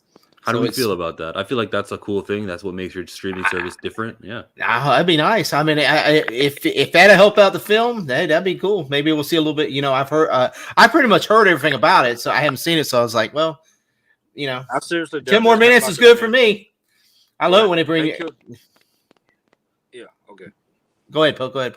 No. Go ahead. I'm sorry. Go ahead. No. I'm just saying. Man, you got people messaging you, brother. No, nobody's messaging right now, are they? No. No, right now. Go ahead, Poe. I think it was a good film for the MCU because I feel like that movie, without any spoilers, it will bring out so many powerful characters going forward, and it will bring out, to me, the S-Man. Everybody say, "Oh, Doctor Strange, his movie will bring out the S-Man." No, the Eternals movie will. It just, and I can't go into it without spoiling stuff, but I feel like it will bring out the S-Man. Then you got to talk about Blade. We haven't even talked about Blade yet. That's something that's great that's coming out. With Mahershala Ali playing the main character as Blade. About Blade, I saw Marvel Studios tweet casting call for a South Asian male, 30 years old, and there's a wrestler, Mustafa Ali, who's like quote tweeted it, and he said, "I think you guys are looking for me." It was so funny. Huh? What city are you in? I'm in Toronto. Oh, okay. So you're filming up there? Because they do most of the filming in Atlanta when I'm back in Atlanta. I thought about going up. The thing is, Tyler Perry, his lot that he purchased about a year ago now, very good timing because that was the only place you could really film during this era. Tyler Perry has bought a lot in Toronto right now to film. No way. Really? I'm saying in Georgia, Tyler Perry. Oh yeah. Oh, okay. Yeah. Okay. He got his own studios here. Yeah. Yeah. Okay. Yeah. Not in Toronto, but if he did, I'd be taking some acting classes and maybe getting one of these films. You don't have to take acting classes to be an extra and to shine above everybody else. Just be yourself and just go out there, man. I'll be the guy holding the camera phone. You saw Shang-Chi, right, Jason Lee? Yeah, I've seen Shang-Chi. Okay, yeah, yes. I'll be the guy holding the camera. I know karate. Most of the films are filmed in Georgia now, Atlanta. Up there where you're at, though. Most of them, Australia and Georgia. That's where most of every Marvel film is. In England. The city, the mayor has brought down the tax that they charge in the film movie cheaper than anywhere else in America. Yeah. New York and Los Angeles. Another place they film in America. I forgot where it is. Well, they were doing it. They were doing it in Orlando, but they said it was too expensive to film here in Florida. So they built all them studios and left. They left. Disney. Y'all got the most. It's supposed to be the most magical place on the entire planet. Y'all got Disney, brother. No, they built all those studios at Universal. And they don't use them. They don't know. They don't have hardly anything. So they got to bring down their price. Bring the price down.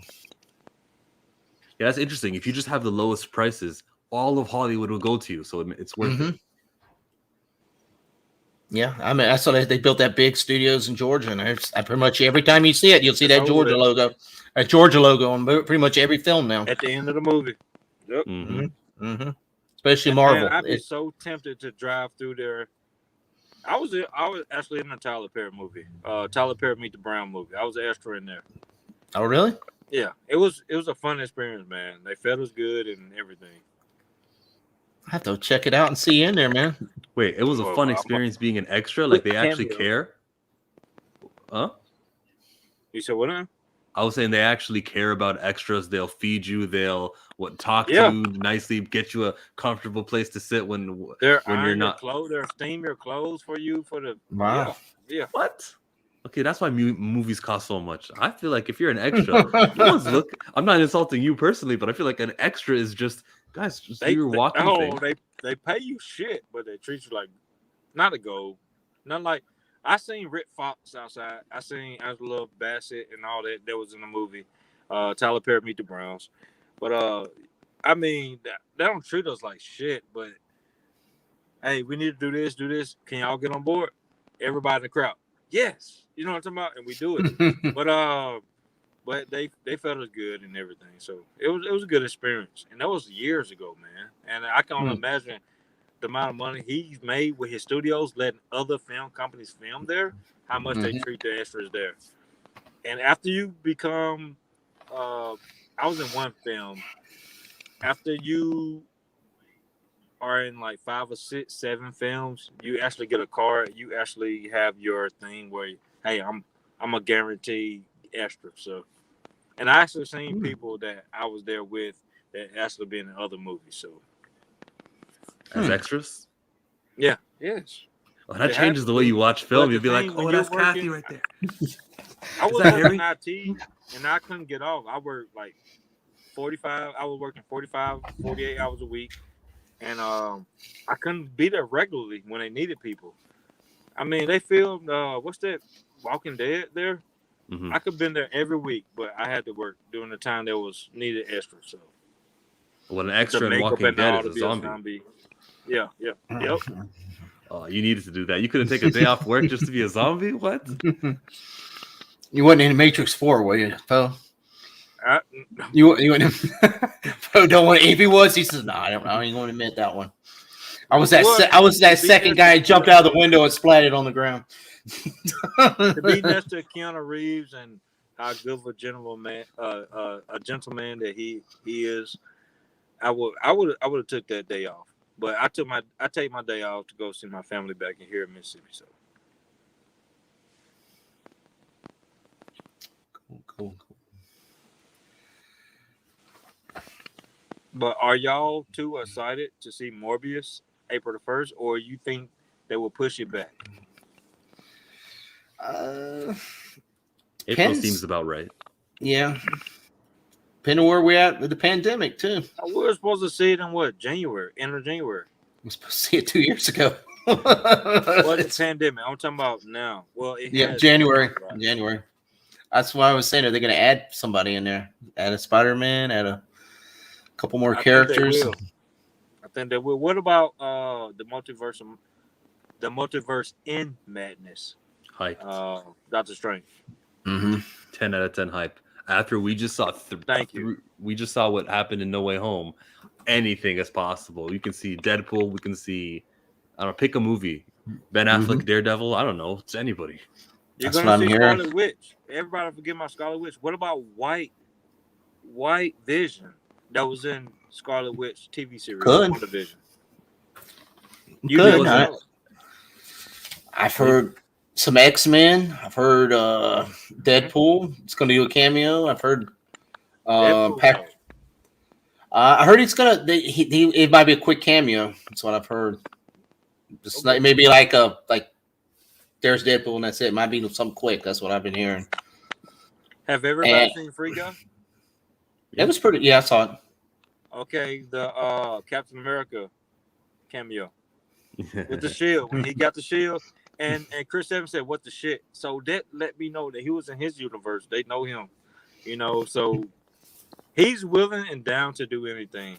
So if they can have a Captain America cameo in Multiverse of Madness as young Captain America, not old man Captain America that we saw in Endgame, I think that would theaters would rock. Because when that happened, I was in Atlanta when I seen it. The whole theater went fucking crazy. People were standing up, clapping. Just seeing him for 1 second, saying, "What the shit?" Ain't no telling what we're gonna see. The rumors I've heard from Hugh Jackman. I've heard Professor X. I heard that one. I've heard multiple different ones. Ones from Namor, different characters. So who knows? I heard Iron Man. Tom Cruise Iron Man. I've heard that. That's what I was saying earlier. Tom Cruise Iron Man. No, I kind of like RDJ before they get him. Variant. He's a variant Iron Man. Yeah. Really? I mean, we're gonna get like what three Doctor Stranges in this film. So I mean, got a question. So who you think will be more successful, Doctor Strange or Morbius, as far as the two MCU fans that we know that's gonna be released this year? Doctor Strange gonna be more successful, really. Easily. Both of y'all agree? Over Morbius? Morbius. I think it's gonna. Morbius is gonna do good, yeah, but I don't think it's gonna do. Doctor Strange is gonna be a big event, so I remember Doctor Strange's position in Infinity War. He was like giving orders, 14,605. He's the one facilitating the plan to get the time stone to Thanos so that we can have the thing 5 years later, or you only get one chance. He was treated like a big deal in the highest grossing film of all time, Avengers Endgame, or second highest now. That's who Doctor Strange is versus who's Morbius? Is that Jared? Wasn't Jared Leto Joker? It's not even comparable. Yes, it is. Really? I feel like it'll double Morbius. Well, this should it's not going to double $1 billion at least. This Morbius one should do it. Surprise, but I said this earlier on Robert Storm's channel. Sorry to plug somebody else in. That's fine. That's fine. No, that's fine. I bet Morbius will probably. I know Doctor Strange gonna make more. Morbius will make about 700 million. I think Doctor Strange will make 850 million. 800 million. Somewhere up in there. I think more. Just a tad bit more. Yeah. A May released film for Marvel. I don't know about that. If we're in a good state in the world, I think it'll do $1 billion. Doctor Strange. Unless we're all locked down. This is like the end game. This is like the second part of that Spider-Man movie. This is like goes right into it. So everybody's. That's why they played this. The Doctor Strange at the end credits. So if anybody hadn't seen it, hey, good point. So it ties right into it. So this is like Infinity War and Endgame. It's sort of like a two-parter here. And everybody forgot about that Blade cameo in the Eternals, right? Well, he never really even showed up. Some people don't even recognize the voice. His voice. Yeah, voice was in there, yeah. But so remember, he may show up in Morbius. That's gonna. I'm telling you, dude. The new Blade coming in, and people forget. Everybody bring praise on Mr. Kevin Feige bringing in Black Panther, but Blade was the first Black Marvel superhero there before Black Panther. You know that, right? Yeah, he was over. That's a Marvel character. But Marvel wasn't what Marvel was. Wesley Snipes. Yeah. Okay. And it was actually Warner Brothers that did that. New Line. New Line did them Blade movies. I think the way that Multiverse of Madness had their trailer showing at the end of Spider-Man is just like Captain Marvel had that little beeper with the logo pop up. It's advertising the next big thing. And Captain Marvel made $1 billion. I got no reason why Doctor Strange won't also. 850 million. Again, like what Jason Lee keeps on reminding us, if everything's pretty good with restrictions and we're back to normal and full capacity type thing, this movie is going to be killing it. If we do full capacity, especially the timing, that's when all the big films hit. That's when Infinity War and all them. Yeah, that's $1 billion. That's $1 billion territory. So, and I think everybody's hyped after that Spider-Man. They want to see this. They opened the forbidden door. And you got to remember, there's still a Spider-Man cameo that's off that first contract that he could, Spider-Man could be in this one. I don't know if he will or not. And I've heard possibly maybe Toby might be in it. Maybe, I don't know. You never know. There's a lot of questions. I heard Toby is from my wind in Atlanta. I heard Toby got one more film that he needs a cameo in. And I heard Andrew Garfield got his own movie coming. So could be. There's a lot of stuff. A lot of stuff. Now, are you excited about the new Thor movie coming out? Absolutely. Yeah, excited that one too. Yeah. Who's not? I'm gonna say something about Thor. I think Morbius and Doctor Strange will make more than Thor because Natalie, what's her last name? Portman, Jane Foster. Yeah. Jane Foster. She's been a hard time to deal with. But I think, and most people don't like her on social media. So that you know how they play a role. It does have nothing to do with me. It's not my judgment against her, but that's most people. So I think Doctor Strange and Morbius is going to make more money than Thor. Seriously. This the fourth Thor movie coming out, right? Fourth one, yeah. But there's a lot Morbius, the first Morbius movie, and the second Doctor Strange is going to kill that at the box office. Guaranteed. You got a strong belief in this Morbius movie. I'm looking at Thor Ragnarok. I think Morbius is going to do good, but I don't know if it's going to be. Watch when they show Blade in it. I surprised you with Blade.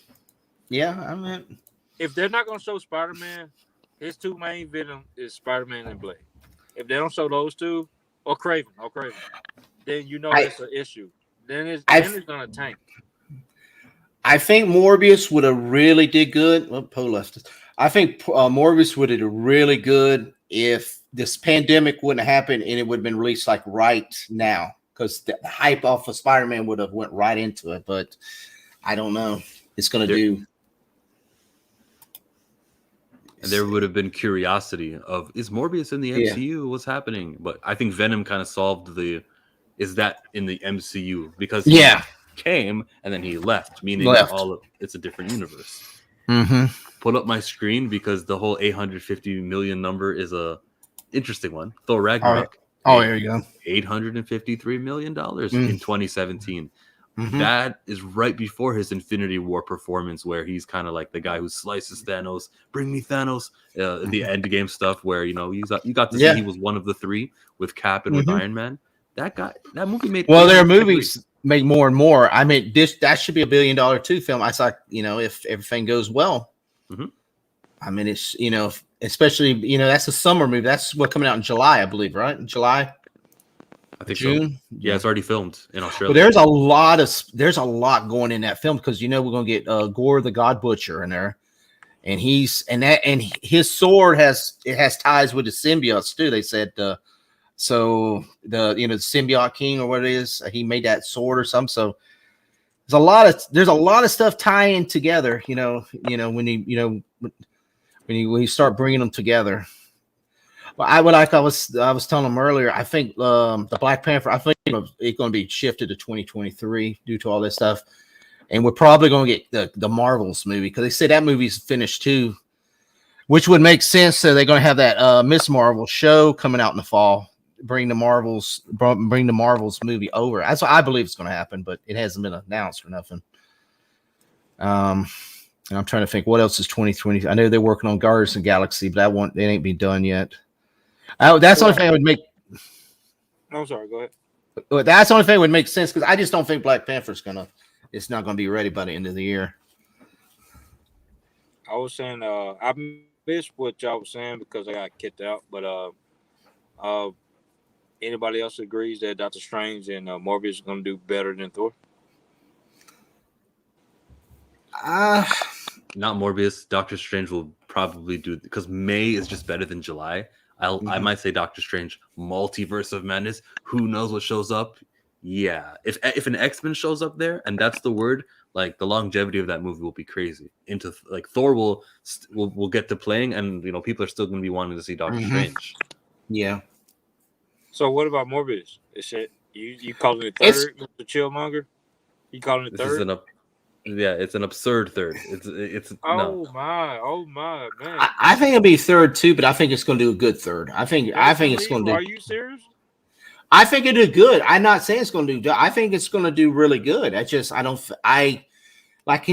saying this Doctor Strange is going to if it happens what he's saying, if it's X-Men or something, people, it's going to boost Thor up a lot. It'll boost, and it's going to boost Morbius too because they've getting all the Marvel show, every Marvel thing tied up together. So even if it's a Sony, it will boost it up also. So I mean, you never know. I mean, Do we got any? When's the? How about the Marvel Disney Plus shows? What? I haven't heard nothing on the release of the next one yet. What's Moon Knight? Why don't we know exactly? That's a good question. We haven't even seen a trailer, so it's not even 2 months away. Moon Knight, are they saying? But I don't know what dates. You know what's because I figure after this Boba Fett show, we'd at least be getting a Marvel show. But I ain't heard nothing. We got Miss Marvel. Well, Miss Marvel, they say in the fall. Only other one's She-Hulk and Moon Knight for this year. I mean the Groot thing, but that's an animated show. What about Secret Invasion? That's 2020. I don't even think they started filming that yet. What about the Armor Wars ain't been filmed. The Enter the Spider-Verse, the animated. Oh, that's coming in October. End of the year. Yeah, October or November. Yeah, October, November. Sony got their feet in that too. Going with round 2 with that. Yeah. I think that's in October, I believe. But those 3 is the only shows coming out there. It's the Moon Knight, Miss Marvel, and She-Hulks. But they haven't announced when they're going to happen. It sounds like, probably, I guess, after Boba Fett, we're going to go right into Andor or Kenobi, I guess. It sounds like we're going to do a lot of Star Wars, and it sounds like because they don't like to put them together in the same time period. No, that would be dumb. You got to keep your subscriptions. Yeah, I'm the type of person who always unsubscribes the moment my favorite show is over, and then I re-up my subscription on a Wednesday night that I get to watch. Yeah, but I feel like that's the way you vote. That's the way you tell people, hey, look, this is worth my money. You know, keep producing. I'll be here. And when you leave, you get to tell them I have now gone. And it asks you like a survey. Why did you leave? I always say I will return, or I've watched everything I wanted to watch. You can circle it. Well, let me say this: Hawkeye. What did you think about Hawkeye? It started off great and slowly lost its like tightness in the writing and stuff. But I don't know. I'm fine. I'm satisfied with it. It's 6 out of 10 show. Yeah. Kingpin, the little thing at the Kingpin at the end. I know a lot of people were mad about that. It wasn't my. I don't think he died. I don't think he's dead. I don't think he's dead. I mean, if we have, I hope he's not dead. But No Way Home.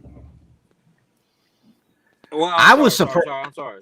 If we have Daredevil in No Way Home, you know, Kingpin is in the universe too.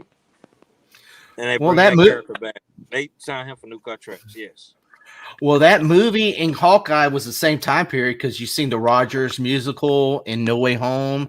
The Shield and Hawkeye was on the Statue of Liberty. There was tie-ins. I was hoping to see a little spider, even within a shadow of the Spider-Man swinging by at the Christmas tree or something when all that was going on. But of course, we didn't get that. But it's a lot of could have, should have, would have. But all right, man, I gotta get out of here. I gotta go eat some food and Poe, bro, I appreciate you coming in, brother.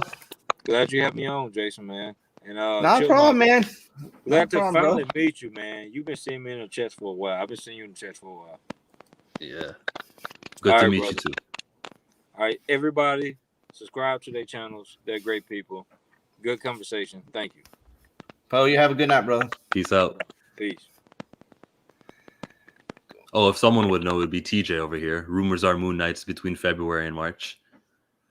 Okay. This is the Moon Knight superfan extraordinaire. Oh, is he? Mm-hmm. I'm hoping to get a trailer or something out on it. Just a little bit of interest in it. Disney's they'll surprise us tomorrow and finally put out the trailer. They'll be like, Disney's been a little slow about putting some stuff out. It's like Andor, I hadn't seen nothing on that. I mean, I guess we'll get to see it when it comes out. I haven't seen a trailer or nothing on that show, or nobody just really cares about it. I think it's like that.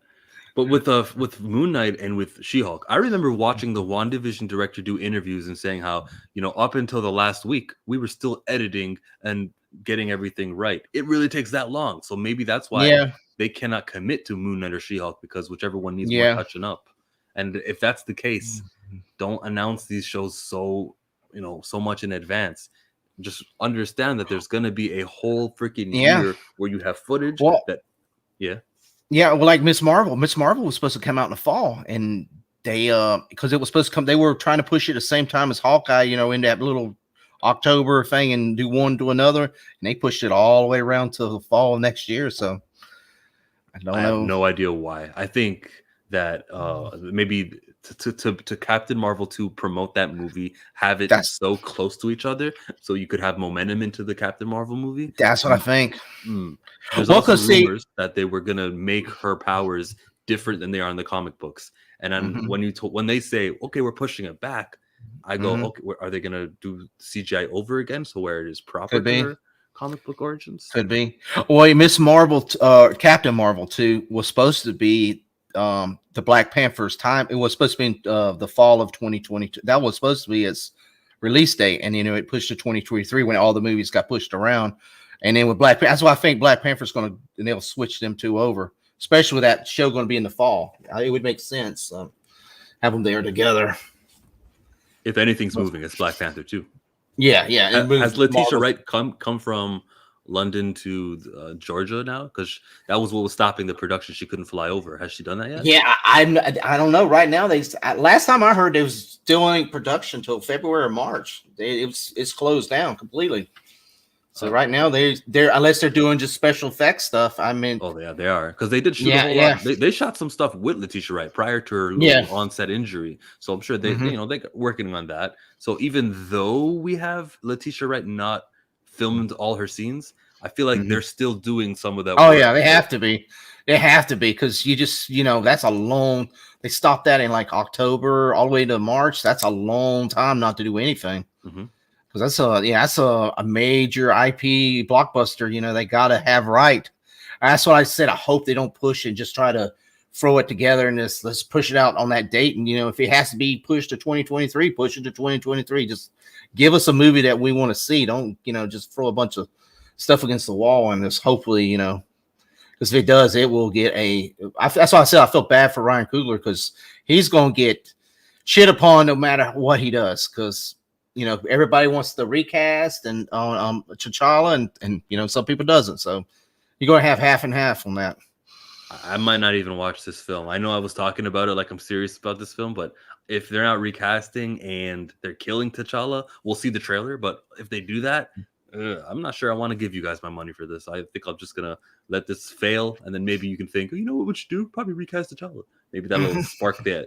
Watch it on Disney Plus when it comes out for free. I can wait because I really don't want it. I'm very disinterested in if they potentially kill the character and take advantage of a real life situation to sell the movie tickets. That would be very poor taste. Would you feel that way, or do you think I'm like stretching? Yeah, I agree. I don't like the way they're doing it. I think they should have recasted myself, but I mean, there's a lot. Like Danny was saying, Danny Graham, he was saying there's a lot more T'Challa stories to tell. I mean, it's kind of cutting him short there. I mean, it's the character. I mean, they're not. I know, Eric Boseman died, but I mean, but still, I don't think he would want him just to do away with the character, just because of his death. It's going to be hard. They got to do something. That's like that's what I was telling them. If they get rid of her too, because they were talking about firing her when all this thing went, the vax card and all that. Fans were talking about that. I was like, God, how are they going to explain, his disappearance and her disappearance? I mean, you're going to have two of the main characters in the movie gone. It's going to be, you have to rewrite the story again, because I'm assuming she's going to be the Black Panther. I mean, that's pretty much, unless they're just hiding something from us, more likely she's going to be Black. But I mean, I've heard Killmonger back. I don't know, who knows? But I mean, they gotta explain how he died. They gotta say he died something like if Namor killed him or something. They gotta, they can just say, oh, he's gone. They need to, if he's gone, they're gonna have to, do something there. Like they have to have some kind of funeral or something on it. I don't know how, they gotta explain it. Yeah. They just can't, have, oh, he's not here no more. I mean, it's just ain't gonna make sense. But it won't. If he dies, which I don't want to happen, but if he does, it will be good to put that on a villain so that we can hate Namor, we can hate Namor. Yeah, that's the best. Yeah, that's the only way. Dr. Doom or Namor. That's what I'm saying. So they can say he killed our king, and then they have like the statue of him, and all that, and and then they go after that's how they fight Namor and the Atlanteans, and or or fight Doctor Doom. I don't know if both of them going to be in, or one of them's going to be in, or who knows? I mean, nothing's been really confirmed, so see what happens. Yeah, so I was like Eternals. I wanted to go see it, but I heard so much hate about it. I was like, I'll just wait to Disney Plus. It's just one. I figured it wouldn't wait worth my money then to go see it. It's a long movie too, but Disney Plus, you can stop and pause it, go take a restroom break, and return with a filled up Coke, and it's not the same experience. So maybe Eternals will hit when you're watching it at home. Yeah, well, that's another thing. That's what I was telling somebody today. I says they closed the theater in my town, so I got to drive 60 miles to the theater now. So if I got to drive 60 miles and pay $15 plus $10 popcorn and $5 drink and all that, it better be a good movie. I don't want to go there and be disappointed. It's like Spider-Man. I mean, yeah, I took the whole family. It cost a lot of money, but hey, it was a good time and a good show. And so, it was worth going. Was so rewarding. It was worth going to. My kids loved it. My wife does not like comic book movies. She's like, oh, I hate Star Wars. I hate them. She loves Spider. She loved this movie. I was like, oh my God. So it was, say if I got my wife to like it, it was a good movie. It was a really good movie. And all my kids, my daughter loved it. So I was like, wow, my daughter loved it, and my boys loved it. So I was like, it was good. So rewarding. So this, I mean, there's a lot. Like this year, I'm looking forward to the Batman. So I'm just hoping I get the same treatment on that one. So you know what? I forget. Yeah, because Marvel and Star Wars, they kind of dominate the Disney Plus sphere, and we have DC coming with Black Adam and Batman, and there's a Flash movie that we're expecting. That's 3 list stars. And Aquaman too, isn't it? And Aquaman coming out this year. They're closing out with Aquaman. DC wins year 2022 just off of the names that they're having. And Shazam will be right at the beginning of the 2023. I think it comes right out there. That's right. This movie franchise is now there, where they're doing 5 films in the span of 12 months. But yeah, that's what I was telling them. I said they need Batman to succeed. I know a lot of people were like, they don't like the casting of Batman. The trailer looks good. I'm really looking forward to it. I mean, I hope it looks darker and grittier. So I hope it's a good payoff this time. So I like the second trailer, the one that just came out a week ago, Bat and Cat. Man, that really moved me, and I wasn't for this whole new Batman, Robert Pattinson, because he made a couple of statements that were like, I don't want to get bulky for the role. It's a cliche. Yeah, we got to reimagine Batman, some shit like that. And I go, no, you're a superhero. Hit the gym, buddy. You get paid to do this. Yeah, that one. I mean, them two. I mean, it's going to come out like right around the same time as Doctor Strange, so that could be a little fight there. And I know Black Adam comes out the same time around Flora comes out, so they're going up head to head a little bit during those weeks. So yeah, let's see who's going to be the. Let's see. Marvel has 3 and they have 4, so we'll see if DC can take it over this year.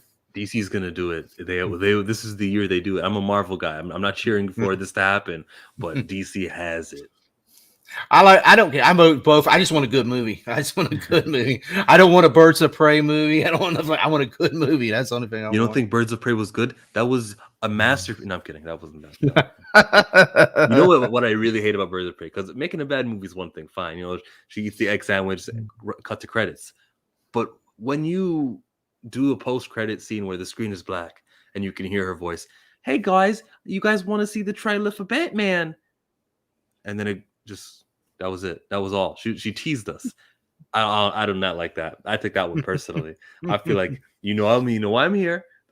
We wasted 5 minutes watching all these names, and then you go, hey fellas, the Batman trailer is gonna be coming. No, it doesn't come. All right, okay, Harley, watch. We'll see if I watch your movie again, Margot Robbie. See if I watch you again. Did you stay till the end of the credits for Birds of Prey? No, I didn't even know about that. I didn't even know about it. It wasn't. I watched it on was it HBO or something? I didn't even want to go to the theater to see it. And I was like, it was one of them you can just stop, pause it, go get a drink, and it was like, I think I was looking at my phone half the time and then watching the movie. I mean, it was had its parts, but it was like that was a just terrible movie. It had its parts. It has parts, but complete garbage. It wasn't a 0 out of 10, but it was pretty lame. Yeah, Suicide Squad was a little bit better. I love Suicide Squad 2. The new one? Yeah, you didn't? Yeah, I liked it. I mean, it wasn't one of my favorites, but I liked it. It was pretty good. It had some funny. It had a lot of funny parts in it. It was some of the stuff was like there was some a little emotional parts in there. It was and me and Anzo and him was talking about it. It was like there's a lot of little hidden phrases and stuff there. If you don't really pay, I had to watch it a second time. I liked it the second time I watched. First time I watched it, I was like, "What the hell am I watching?" And then the second time, I really zeroed into it. And it was better the second time I watched it. The emotion of rats, like that's a feat if you can make me care for rats. And then there's the hilarious part, which I never thought I'd laugh at. But when Idris Elba's character and Cena's character are like just taking out all these guys, and they're the good guys. Yeah, I don't know why I laughed. I'm evil, but I laughed at that. That was hilarious. Well, dude, that was the first time I was watching it, and I'm like, they're just shooting these guys, and this guy, this guy just comes out of his hut or this little building, and he just got him, he just got laid, and he comes like this, and his wings hanging out, and he's popping. I was like, holy crap, what the hell am I watching here? James Gunn. when they advertise it from the glorious mind of James Gunn. That's I was like, what the hell am I watching here? But yeah, it was not that bad. No, did you like it better than the first one? Did you like it better than the original Suicide Squad? Easily. See, I did. That's the thing. I saw a lot of people was like, oh no. I was like, oh, I sort of liked it a little bit better than the original one. The first one was like me picking out from the background because they filmed it in Toronto, and I'm like, oh, I know that bus station there. I recognize the background here. That was my fun watching the first one. The second one was I was like very invested in that film, and I love how they called back to how one of their bullets are smaller than the other guy's bullets. They mentioned that earlier, and that's the climactic ending too. Wonderful. Yeah. So what else? So Peacemaker show that's gonna spawn out of it. That should be good. When is that? When does that start? It's pretty soon, isn't it? A week from now, maybe. Wait for now. Yeah, HBO. pretty soon. Yeah. Is that? I wonder. Is it gonna be a 1 week episode? Or are they gonna a whole series gonna be on it? HBO Max. What's their formula? I'm trying to think because I think they are like Netflix. Okay. Well, how did they? Are they like? What did they do with the Flash and all that? They own that. So how did they do with Flash and all? Did they do the whole season? CW. Well, I never watched the CW. Yeah, I never watched them. So I mean, did they send the whole episode? Did the whole season, or they do one episode? They do they'll give you the whole season of the Flash, but it's already showed on CW. So, but CW they want it, but they do it one weekly. at a time. Yeah. I don't know. Those weekly. I think the right thing to do is weekly. It's how you build momentum for your show. But if it's a crappy show, you just dump it there and that's the thing. Well, that's like some of those shows. I meant if the show's crap, but if the show is good, you get excited for the next. We'll give you something to look forward to the next week. That's the only thing. That's like they was talking about Cobra Kia. It was I enjoyed it, but then I got to wait a whole 6 months to see the next. See what happens. So where you at least you get. At least you conversations in between the show. Cobra Kai is happening. Okay, I want to talk about the ongoings in the school that happened in episode 1, but I can't because there was something that happened in the finale that was way more important. That's going to take precedence of this little conversation we have. It's just so dumb. I don't know why Netflix continues to do it. Maybe they need to put 9 episodes out, and then that final 10th episode will be saved for a week later, just so or maybe 2 or 3 talking. Or maybe 2 or 3, spread it out. Well, I mean, it gives you something to look forward to. Like I was like, I binged all that. I binged that all in one night, and I was like, okay, I got everything I know about it. But now I'm like, we know there's season 5 already taped, but at least it could be next summer. It could be next Christmas. You never know with Netflix. Netflix sometimes holds a show for 2 years. So so it's like. That's the thing, especially people want to talk about it. It's hard to when we got to talk about the whole show. Where like something important in 1 or 2 is pretty much, it's meaningless because you're going to talk about what happened at the end. So Netflix. Well, that's one thing I hate about Netflix too, because if you get invested in a show, Netflix loves to cancel a show without nothing, even if it's a good show, and it's like, oh, we just cancel it. Like I was like, damn it, Well, I mean, did you watch Cowboy Bebop? I no, but I know that was canceled right away. Well, see, I didn't know nothing about that. I never read the comics. I never read it's an anime. I never read it. Never seen that cartoons. I know a lot of people were bitching about it. People was like really, really into it. I watched it. I thought it was okay. I mean, I was like, I got into it. I watched the whole season. It took me like 3 days. So I didn't, like binge it all. So I was just watching a little, but I was like, oh, it's pretty cool. It was interesting and all that. Finally, get to the end. I know people were bitching about it. I was like, at the end, I was like, oh, well, the ending was like, yeah, so. But I was like, okay, but I'm willing to watch a season 2 if they have one. And you get that Netflix. Oh, we're canceling. It's like, fuck, I mean, it ended where you needed a next season. That's what I said. There's been 2 or 3 shows like that on Netflix. It's like they end, you need another season, but they just freaking cancel it. So it's like all that time watching this is worthless now. They're not even worried about the embarrassment of what that means. They planned for this to be successful. It was supposed to be a hit, and like at least when Marvel does stuff like that, they don't know if Hawkeye is going to be back. They don't know if Tony Stark will be back. So they make the final Age of Ultron scene like a goodbye, and it'll explain if we don't see them again. Yeah, they'll at least finish it off where it'll make sense, and then boom, it'll they can throw something. They can throw an Easter egg on the next show. Oh, this is how this, and then boom. But with that, it's like it's done. I mean, you'll never know what that'll happen. It's done. It's in the history books. So that 10 episodes, 50 minutes times 3 days worth of watching is pretty much for nothing. You just ended and it's over. That feeling is probably why I really don't dibble and dabble in shows that are not Marvel. These big IPs where I know that there's longevity. Yeah, that's how I feel about that. I know Star Wars, Marvel, Star Wars. Mm-hmm. Star Wars is Marvel, yeah. And something like even Naruto. You were gonna say even what? Well, Star Wars and I was like Star Wars or Marvel. That's pretty much those type of shows, yeah. Well, DC, I know if people, I don't really got into the DC shows, but I know people would be pretty good in it because they usually finish them off. But yeah, that's what Netflix when they get these IPs and they'll start doing that. I'm like, because they're gonna start screwing around with it, and it's like, yeah, the Avatar: Last Airbender show that they have. I've already heard bad things. The screenwriters left. Mm-hmm. Well, look what Netflix did to the Marvel shows. I haven't seen them. I never got to see them because I didn't have Netflix at the time when I had them. But they said that a lot of them that ended, where it's like more, it was like even Daredevil or Iron Fist.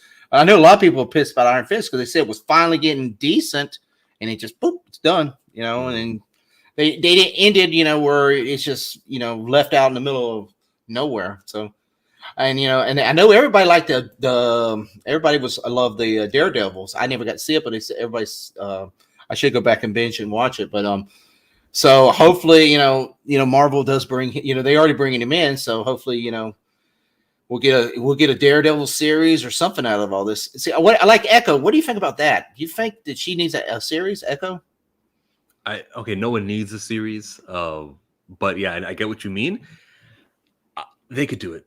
And that's what we want, though. We want them to take original characters, I do, and make them a bigger name, because that's what happened to Spider-Man in 1965 when he had his little cartoon with a catchy theme song. Do it again. So yeah, I'll take it.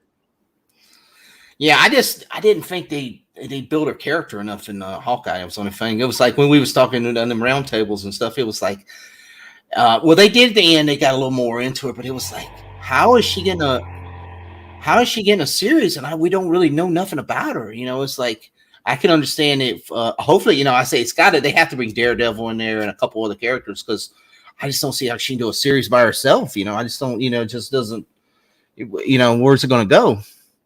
But she was redeemed at the end of it.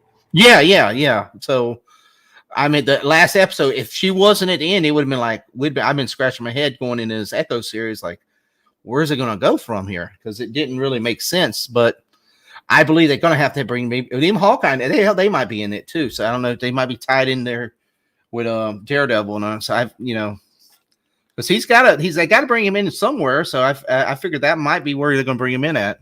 He's a lawyer. So is Jennifer Walters, She-Hulk. So that's probably a good place that they can mix and mingle.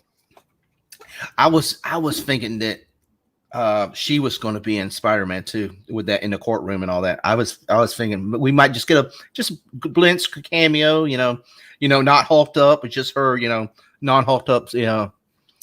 I was looking. Yeah, I was thinking that we might get that, but it was just left out a little bit. Deleted scene or something. Supposedly, I heard there was deleted scene, so we might get it when they finally Andrew Garfield and Tobey Maguire had some deleted where the Doctor Strange end credit scene was. There was supposedly a different end credit scene there, and Kevin Feige wanted to put the thing. So supposedly we might get something else there too when they finally release it on streaming and stuff. Okay, John Campea said that he had more pictures that he had and he was going to post the rest of them. But the thing is, the other ones that shocked him, he didn't post yet. And he goes, that wasn't in the movie. So maybe that's going to be an end credit scene. From the way he talked, did you hear him say that? I heard him say something earlier, but yeah, that's what I said. That's what coming about. There was possibly some other end credit scene. So yeah, that was probably it. And then they said, all right, let's just make a trailer for Doctor Strange. Yeah, whatever that end credit scene was supposed to be, that was gonna really, be interesting.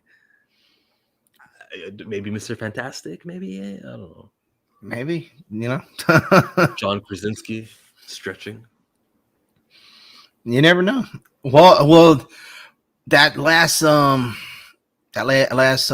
Toby, not Toby, the last Spider-Man, the thing, he has that one more film he has to go into a cameo.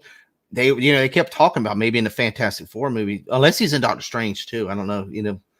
I mean, that would make sense. That could be. Those are the two big candidates, Fantastic Four. Because Watts is filming Fantastic Four. Yeah. I know Poe or somebody was talking about Galactus coming. I said, well, you got to get Fantastic Four in before you can bring Galactus in anywhere. I mean, you got to have them in there. So I don't think we won't see Galactus till 2025, 2026, maybe. If we might, unless they do that, like the Thanos thing, where you get to see that, he's on his, remember when Thanos was on his throne way back in the old Avengers and the Guardians of the Galaxy.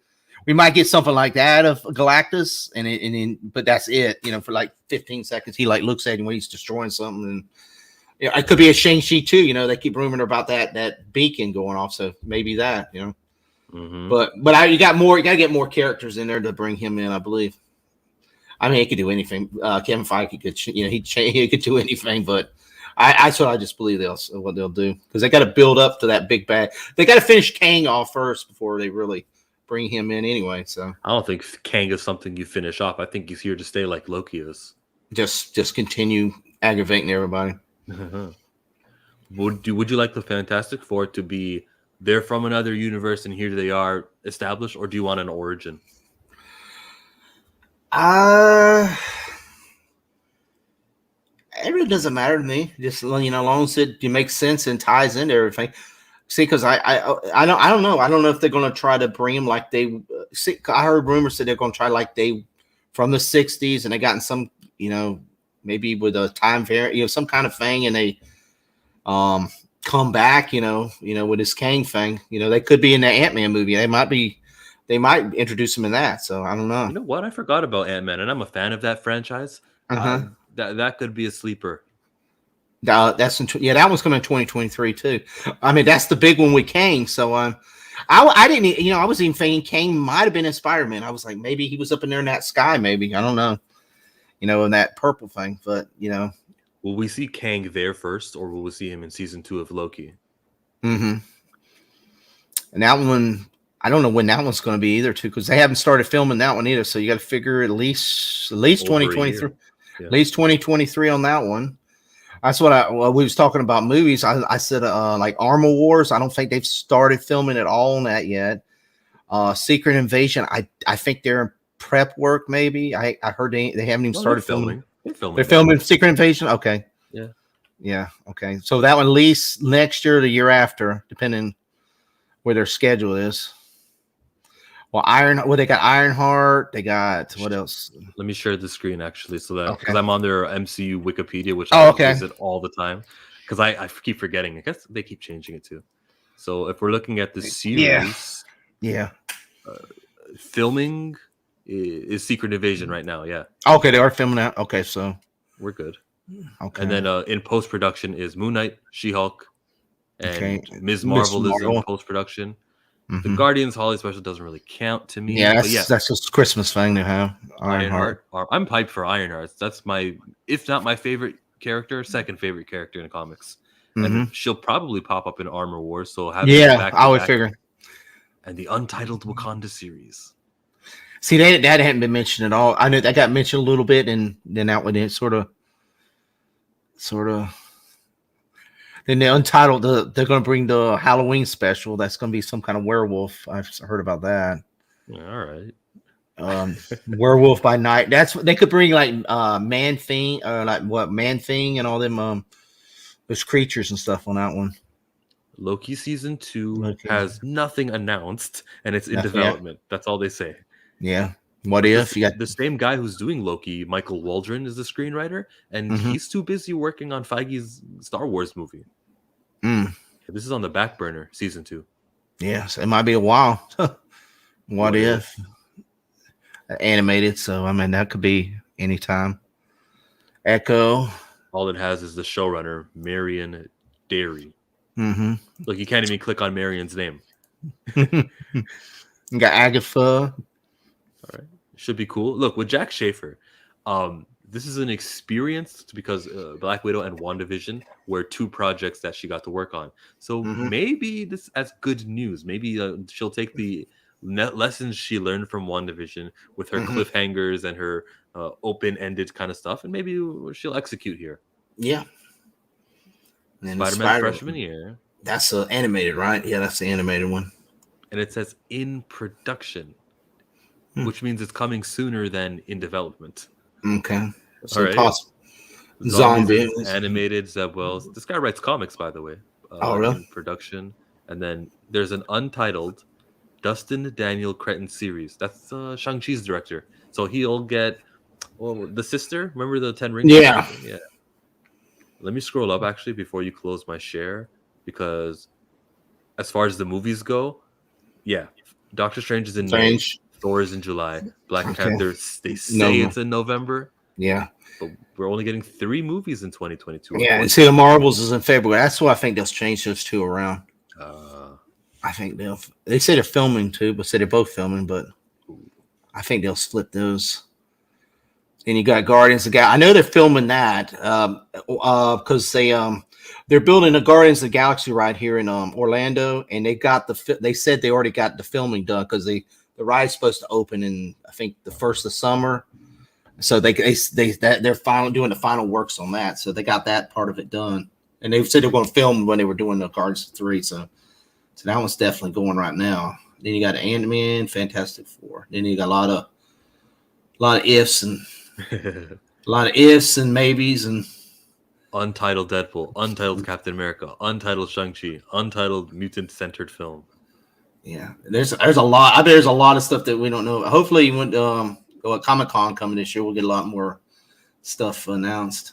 I actually don't want a lot more stuff. I think that you're better off keeping your cards hidden and not saying what you have, because who the heck knows what's going to happen in the world 2 years from now, 3 years from now, variants and whatnot. Yeah. Could be. It's like the Deadpool that's been announced since they bought Fox, and nothing's come about it yet. So it's crazy. It was 2 a.m. Yeah. But did you do your show this morning? I know you'd use it to show how that goes. Oh, man, 3 hours. I go way too long. I want to keep it tight in 2 hours, but then we get to talking about things that lead to other things. Yeah. When are you ever going to be free to join it? When do you do it? Every Saturday morning? Every Saturday, 1 p.m. Eastern. So 1 o'clock. Okay, you can pop in at 2 p.m. for all I care. Okay, I'll see next week. I can try to pop in there. I'll pop in there with y'all. again. I know I work I during the week. That's what I can only stream now on the weekends or like late at night because my job I go in at like 1:32 and I don't get home to like 11 o'clock at night. So I told everybody, I says, well, as I told Anzo, I can't, they have all their shows at 9 and 8. And so I said, I'm at work. Yeah.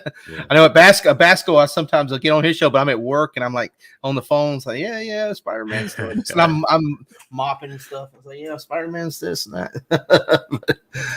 but yeah, I'll try to see if I can come on there next week. If you ain't too full on there. I'll shoot you the link. I think we're doing DC questions, but it depends. Okay. It depends who my panel guests are. If I wanted Nerdman, I wanted because he's a DC guy. Oh yeah, he's in DC. A couple other DC people. Oh, he'll have you running 5 hours. He'll have you running 5 hours. You're right. I know. I gotta keep it tight.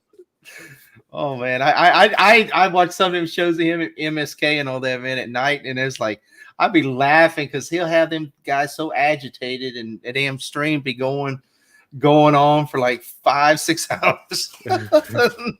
He tried to get me one time. Like he really tried to push my buttons by saying Marvel bad things, and I'm like, it's your opinion. Don't worry about it. You can be subjective about things. And he admitted, I was trying to trigger you. Yeah. He's like, he did when it shows up. He said, Marvel trash, trash. Birds of Prey, good. And I'm like, oh, you gotta be kidding. Yeah, I saw that one time. He was doing his little thing. He put Birds of Prey over like half the Marvel films. I'm like, oh my god! Tell me, Birds of Prey is better than Endgame or something? Come on, that's crazy, man. Oh, here's Corey. I didn't even look at. Hey, Courtney, what's going on? We're just talking a little Marvel, Star Wars, and all the other good stuff. Can't stick around. You guys have a great night. That was 5 minutes ago. Yeah, I wasn't even paying attention. I saw my name, but I didn't see the can't stick around. Yeah, I didn't see it there for a second. I was like, when I first started, it was funny. I forgot. I did my first show. I was just getting used to StreamYard, and I didn't hit the comments, and I was like, and I had like. At the end of the show, I had like 30 comments. Same person. Are you gonna read my comment? I was like, oh my god, I forgot to do it. My first time I did it, I was like, oh Lord. It's like in the show. I'm sorry. You know what I find? Maybe I shouldn't say this on stream, but I will anyways. But when you wrench somebody, they kind of feel more inclined to show up. That's why she's saying, I can't stick around, but have a great night. It's like, then why did you show up? Probably because you're a moderator and you just wanted to, chip in. So I feel like wrenching people helps with that. Yeah, I started putting some wrenches on people. It showed up on. I'll probably get yours on here too. Please don't. No, I'm gonna feel the inclination to come on and be like, let me just see what's happening. Well, what happened the other day is I didn't have nobody, and stupid robot or what you call them, my bots came on, and there was some bots going, and nobody had a wrench. So I was like, oh Christ! So I had to go in there and get somebody real quick because LGG, I guess it was coming. He came in and he said every time he goes on stream, bots come follow him or something. And I was like, why is these bots? It's only got like 5 people watching, and I got like 6 bots, like bots. So I was like, oh, yeah. I was like, yeah, they really do that. Lately it's been like Russian usernames, right? Yeah. I feel like they're always. This is a theory, completely, based out of what I think is happening. But there's always these divisive comments who, whether you're left wing, right wing, they just are there to divide. Maybe there's a foreign country responsible for that because they want to fight each other. And maybe these Russian bots lately, which are some foreign ass name with like 6 letters, period, space. Maybe those are codes. Or you get the ones that says free nude. Then you get that one that says free nudes and all that. Those come on MSKs all the time. He's like, oh, I remember one stream's like, why does he keep going? I said, well, look at your title. It says, I said, look at your title. It says, we're having great sex tonight here on the MSK show. We're going to talk about dots, whatever. Like, what do you expect? That's a calling card for him, man. The free nudes are not so bad, though. I checked them out. No, I'm kidding. Yeah. It's crazy. So anything else, Chillmon, you got to talk about or anything? No. If I'm going to plug anything, every Saturday, I live stream at 1 p.m. on the clock, guys. Check him out. Sub, guys. Poe, I don't think Poe has a channel. I mean, he has a YouTube thing, but I don't think he has a channel he's working on. Eric, I know Eric. He hasn't started his yet. I mean, we were doing some shows, wrestling shows, and different things, and he got sick and wasn't able to do any shows for a while. But we're gonna try to do some in the future. Whew. Love me some wrestling. Yeah, I haven't watched it a lot lately because it's been kind of rough. But he goes to we go to a lot of independent shows. We're over here in Florida, so they have a lot of independent shows, and they're more exciting than the WWE and all that lately. WWE's like fired half the talent now. It's like there's not many people left. The old NXT because they had the NXT base down here in Orlando area and all that, and they pretty much got rid of all those people. Have you been to some of those NXT? Yeah, I used to. They used to pretty much. They had the main spot in Orlando, and they would tour. We did for like me and Eric. We did for like 5-6 years. They would tour like from Miami, Cocoa. That's what they called it. They called it the Cocoa Roots, right?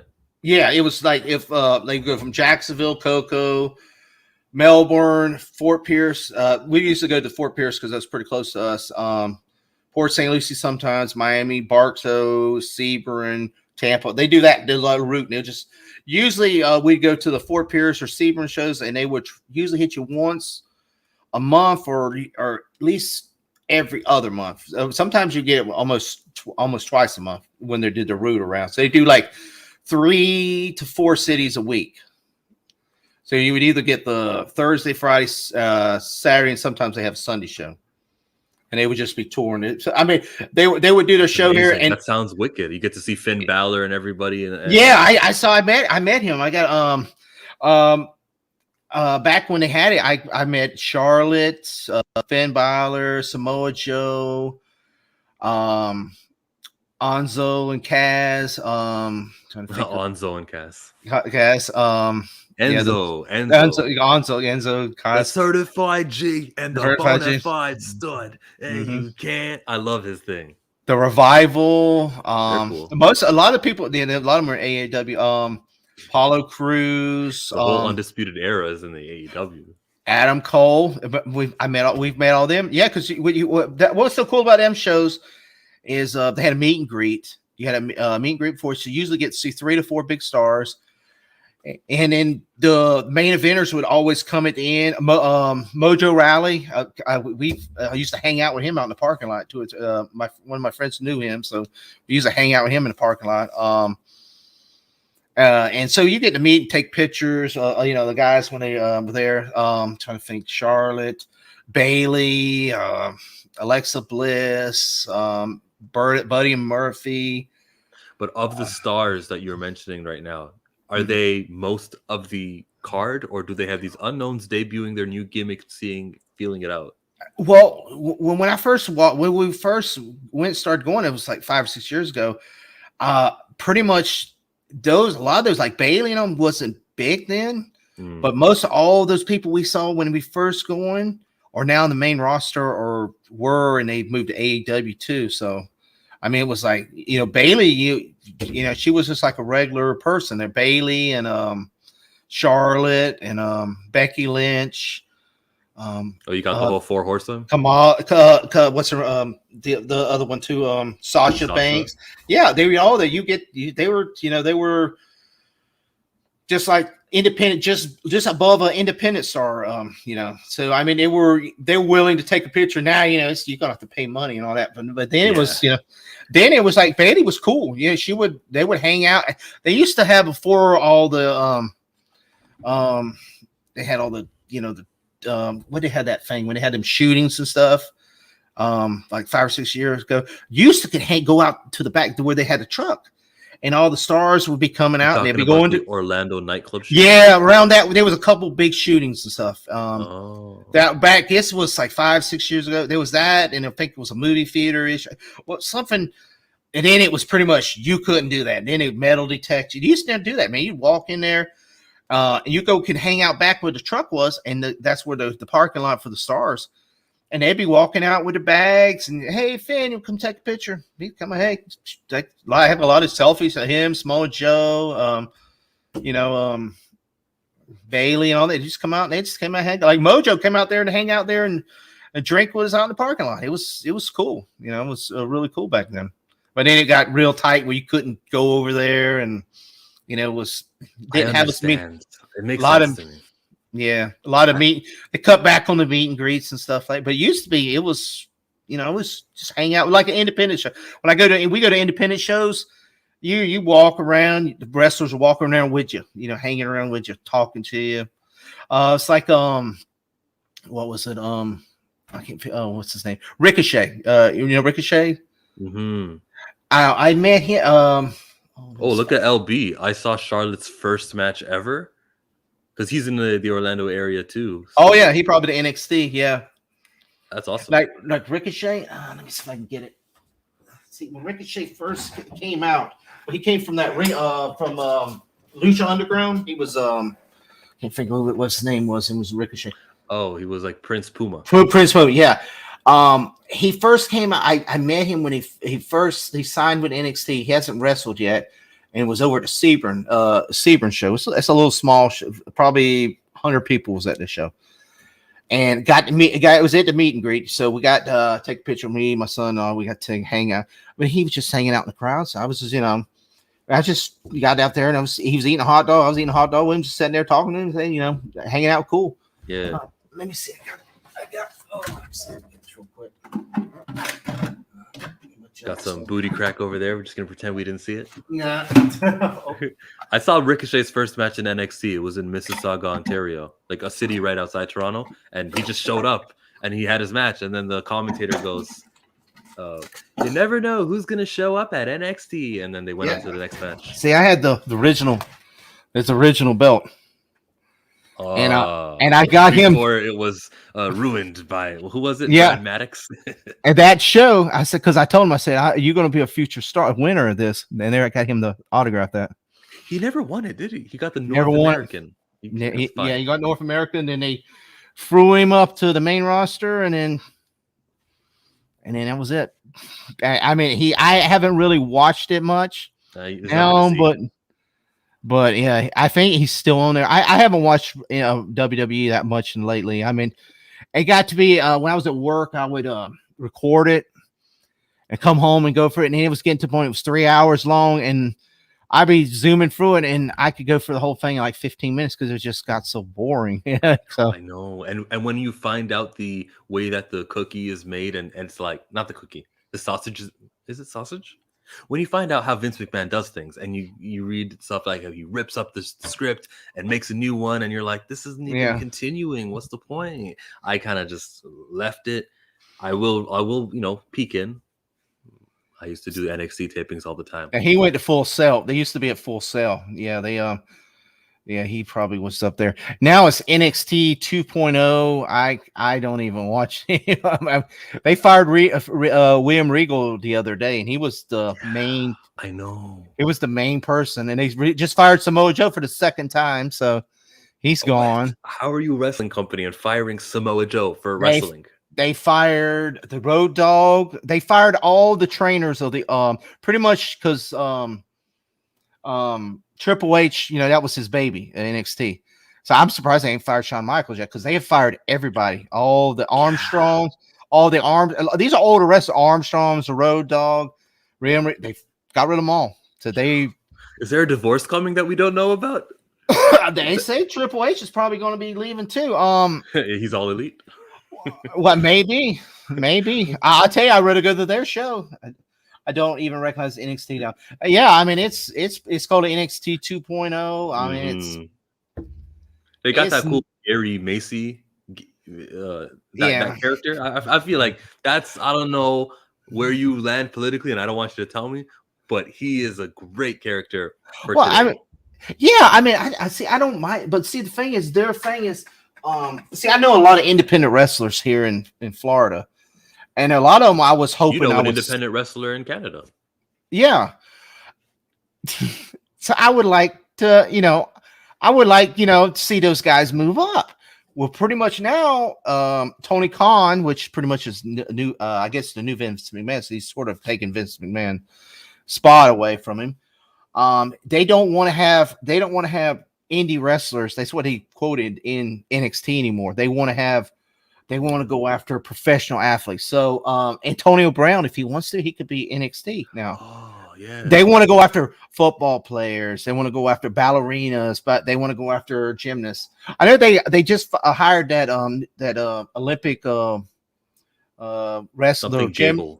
Yeah, well, that's fine. Yeah, there's nothing wrong with that. I mean, I've never, because like Kurt Angle when he came in, he was Olympic gold medal, did all that. But the thing is, they don't want to have like if you're independent. See, like Aleister Black, he was a hell of a wrestler. They don't want people like that no more. They's like, no, got rid of him. I'll put it this way: they'll hire you, but your role is to be a good wrestler, wrestling with bad wrestlers and inexperienced people, and maybe your knowledge can rub off on them while you're in the ring. You will keep them safe, and then in 4 years they'll get rid of you. But like I don't know what Johnny Gargano was thinking by staying. That one time he had the chance to re-up a contract or not. But he stayed. That's what. Yeah, because they were rumored he was going to go to AEW, but he will now. Yeah. As soon as it's gone. Because look at the Undisputed Era. They Fish got fired, and then the other one he left too. So they got them all over there now. They'll do better over there. I mean. But it just sucks because, like I said, I got a lot of friends, and I was like, some of them were going up there and doing some of the dark matches for NXT and all that, And I was hoping, I'm hoping to see them, when they start touring around. So I was hoping they, move them guys up because they deserve it. So now a lot of them, they were like, well, we'll go and try out for AEW because WWE ain't gonna hire us now. Mm-hmm. And then Ring of Honor's closed down, so that's another, pretty much another company out of the way. So now you either go to Impact or AEW or NWA. I mean, no, that's the only things left. Of the bigger companies, I wouldn't even consider NWA and Impact a bigger company, really. No, they're small. Yeah, they're pretty small. Impact used to be big when it was TNA, but it's sort of now just holding on under that Canadian ownership. I know. It's just holding on, man. It's just a bigger independent wrestler. That's all it is pretty much now. Yeah, but it's a place where people can get a paycheck. So that is that's a good thing. At least it's open. Like Ring of Honor, they just closed shop the other right before Christmas. I know them guys. That, man. You know how important the Young Bucks were to do that to that company? They leave and 2 years later, that's it.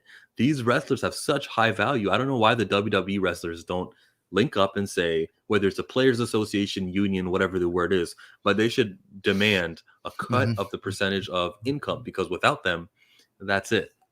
Mm-hmm. The difference between real sports, though, is Vince McMahon, the promoter, can make a star. He can make someone have a win streak. He can make someone. So, like, it's not exactly the same as what the NBA and NHL players do.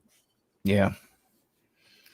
I think he's pretty much done how much, like I said, they got Tony Khan in there, and he's pretty much running the show now, and he's just cutting everybody loose. See, they rumored Nick Khan. Tony Khan's the he's the owner of the Jaguars. Yeah.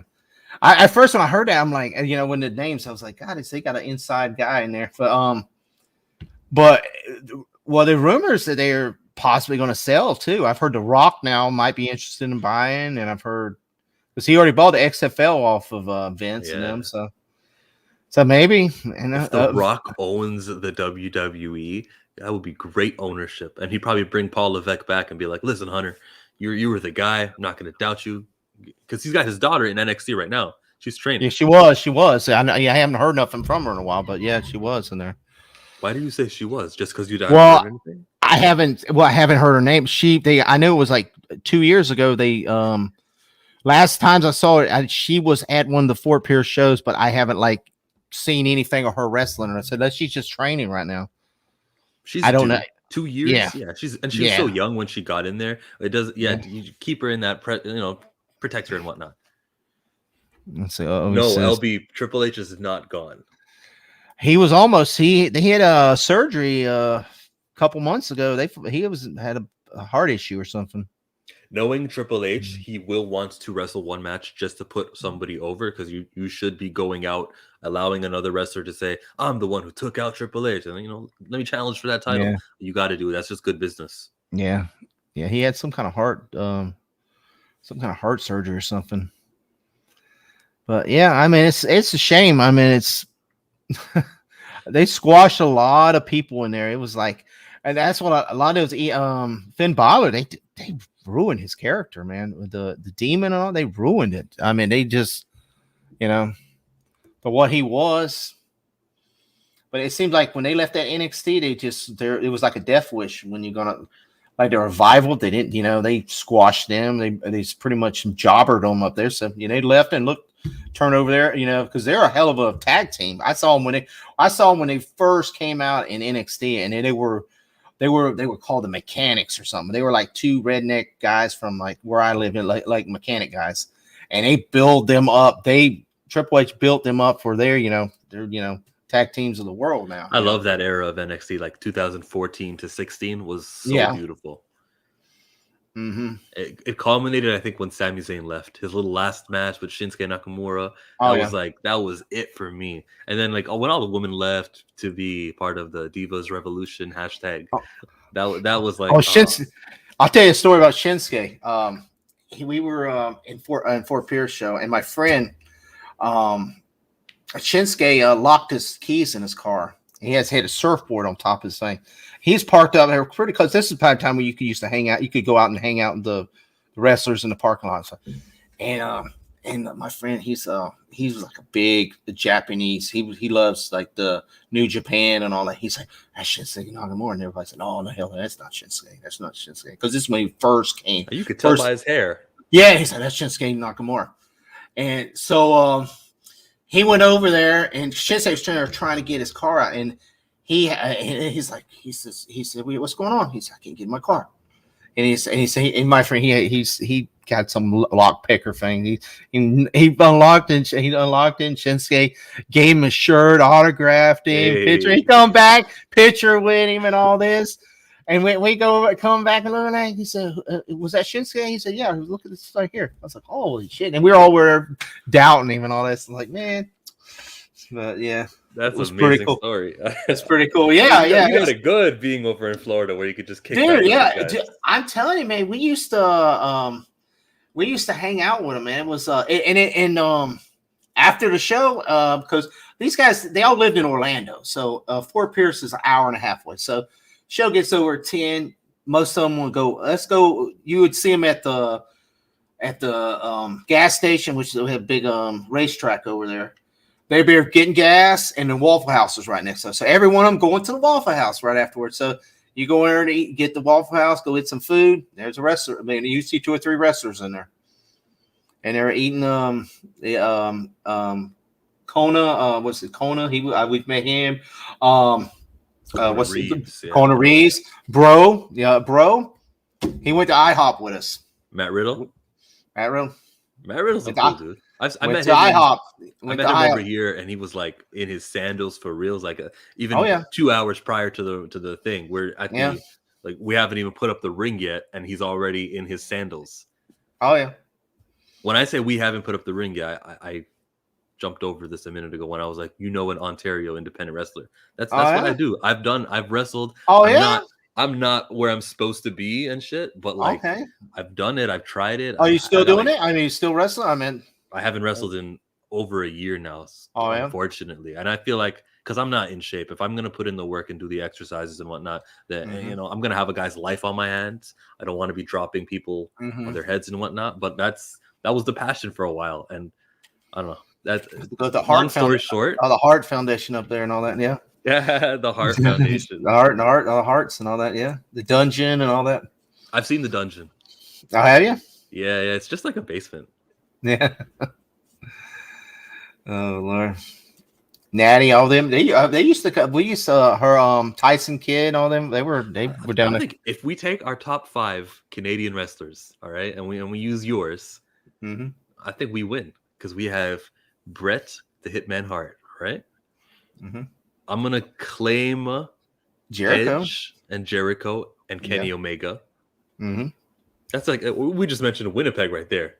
Jericho, Omega, and Edge. Jericho, Omega, Bret Hart. Who's the fifth one? Owen Hart, maybe. Well, you have Owen, the Anvil, Natty. I'm not putting Natty in there. Yeah, well, if you put women, I meant. But okay, maybe let's just look at the top three: Omega, Jericho, Bret. Who's your top three in America? You guys got what? Ric Flair, maybe? Well, I meant depending how far back you want to go, it's still. Yeah, you can go as far back as you want. I don't know if you're touching Jericho. I don't know if you're touching Bret Hart. Yeah, I mean now. I mean the best right now, I guess, is what Roman Reigns and Seth. You don't have to use Florida, guys. You can use all of the U.S. Seth Rollins. Trying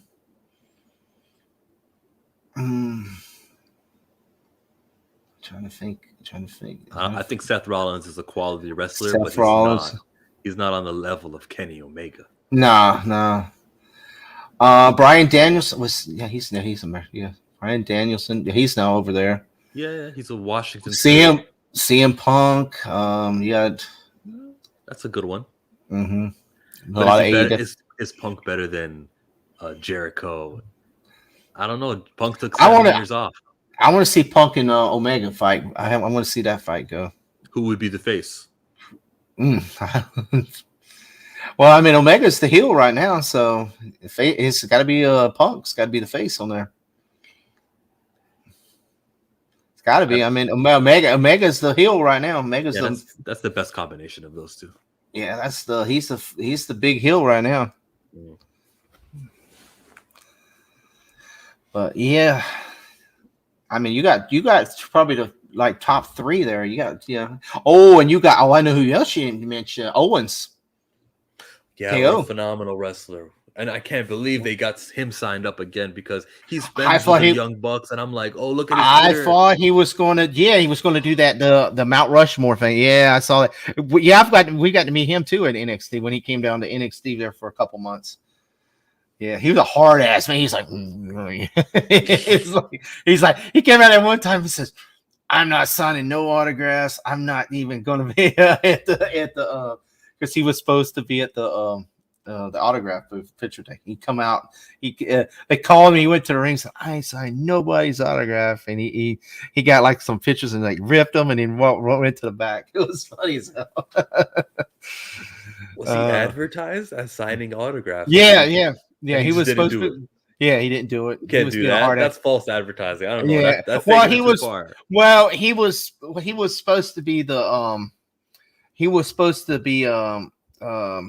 one of the they usually get one sometimes they two girls, so they use like one main guy and then there was and two a little lower level ones. And so I think it was, I can't remember who came out. Somebody he fought that night. They came out and says, "I'll come out and do it." I think it was Sami Zayn or one of them he was fighting against, and they came out and they was the autograph. So it was a show. It was it was a good I think that's an equal exchange. Yeah, that's what it was. Yeah, it was like, but it was funny. He came out of the blue, like he came out the regular thing. He said, "I ain't signed nobody's already." He rips them up, and he's like, because they have these autograph papers things, and he storms to the back, kicks something, and he storms back, and then Sami Zayn says, "I'll do it, and I'm gonna beat his ass tonight." It was like he came, he did his little thing, so he just hyped the crowd up, I like that. yeah, that's pretty cool. I miss those days, man. It was the NXT. I miss when the NXT. That was fun. It was like once a month. I worked over in Fort Pierce, so they would come like at least once a month. Sometimes, it was every other month, but I was like 5 minutes away after I get off work, go straight over there and then come home. It was a fun thing to do. And now it's just like local wrestler. We get to see. I mean, finally they're starting to do it because they had that 1 year for the whole year we had nothing. When the pandemic happened, and I felt bad for the the wrestlers because that was part of their little bit of take a year off of wrestling. It's kind of like you're saying, it's it hurts, especially them trying to move up and stuff. Those ropes, getting reintroduced to them, your side is going to be sore as hell. I've seen Randy Orton's complain about it. I've seen enough people complain about it. You take time off the ropes, it hurts. Yeah, my friend, he did a little went to one of them they have a training class, And everybody says, "Oh, it's fake and all that." He came back. It was funny. He went there to train for a couple hours. He come back. He's got bruises all over his body. He said he couldn't. He felt like he couldn't walk out of that place. He said, "Man, I had." Then they made had to take everything after doing all that beat down. Then they had to take everything to bring apart and all that. He said, "Dude, I have never felt like I had my ass beat so bad." That's so true. They make you take the ring apart. Yeah. That's just way too much. That's like we really want you to feel the experience, guys. You're gonna take the ring apart. Pay his dues. Pay his dues, man. That's what he said, man. He had whelps all over his body and all that. It was funny. And there's another one. See, my friend who got to see Shinsuke Nakamura, he worked for one of the independent wrestlers down in Miami, and so he would do like their advertising. He would do pamphlets, do stuff, help him do the ring and stuff. So he was his dream. He wanted to be a wrestler too. So he got in there, and so the promoter started doing the training with him. He was a wrestler, the main pro. He was a wrestler too. So they would train him for a couple months. So they got him out there, and he says, "Well, we're going to have a match." This was like a charity event thing in Clewiston. So we're going to have a match, me and you versus the Headbangers. The Headbangers are over there on there. Oh, the Headbangers. The Headbangers, yeah. And dude, match, yeah. Dude, they got him out there, and they had him ripped down to his boxers, and they had him tied up on the ropes, and they were whipping him and beating his. I was like, oh my god! I was taking pictures. I was like, man, I can't. I was like, man, I had to turn off the camera. I was like, because when you do it on Facebook Live or something, I said, man, that'd be thinking I'm recording a hate crime here, because they were like, it was like it looked bad, man. They were just beating him tied up on the rope, beating him. And his partners in there, they're laughing. It was like, oh my god, this is crazy. But yeah, it was cool. He said it was fun. He said, I said, man, that's something you always remember, man. But yeah. Hey Sherry, how's it going? The lovely Sherry. That lovely Sherry. Not to be mistaken with the sensational Sherry. Sensational, yeah. I remember her too. She's still alive. She's not alive anymore. She passed away. So. Yeah, I think she passed away. I think she passed away. What would her cause of death be? Hopefully not. So most of the old timers. Drugs. Yeah, she passed in 2007. Oh, it's been. I thought she did. Yeah. Damn, that was right. Right after she had her little return where she was singing to Kurt Angle. Yeah. She died at her mother's residence. She was 49. It was a homicide. Investigators in Tuscaloosa, Alabama, released a toxicology report stating she died of an overdose, multiple drugs in her system. Wow. That's like that Chris Benoit thing, man. There's a lot of answers on there on that thing.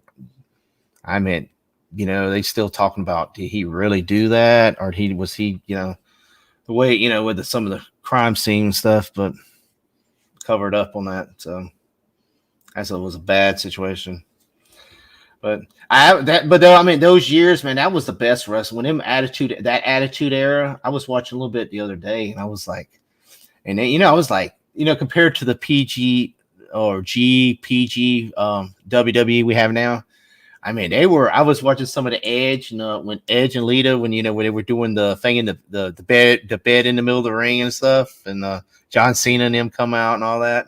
I was like, damn it. I didn't realize, they got really raunchy, man, on some of them, some of the words John Cena, especially John, man. John, he was. And the fans used to cheer, and I don't think the fans this year would cheer for some of that stuff. I mean, I'm not going to say the words here on air, but I mean, he said a lot of H words, H, and with a O, and a lot of different things. I was like, damn it, man. I said, you definitely won't hear that today. Kind of. But I didn't say that today. No. In a movie, you wouldn't say that. I know, but I was like, I just, I forgot about it, because I guess when we watched it, we're just so used to watching, especially with Austin and this and all that. And I went back. I was like, damn it, it was really, really, really. It was PG-14. Yeah, it was cheap. Like cheap pops. Sherry Martel. Yeah, and even those days back when the Macho Man and all that, them were some good times. I miss that. And him he get out there and him and Flair and get out there just yakking and hollering at each other, man. It was, I enjoy that more than the wrestling sometimes, especially him and Dusty Rhodes. And I'll tell you, it's funny. The guy, what's his name? He just left Ring of Honor, went to AEW. He acts like Ric Flair. What is his name?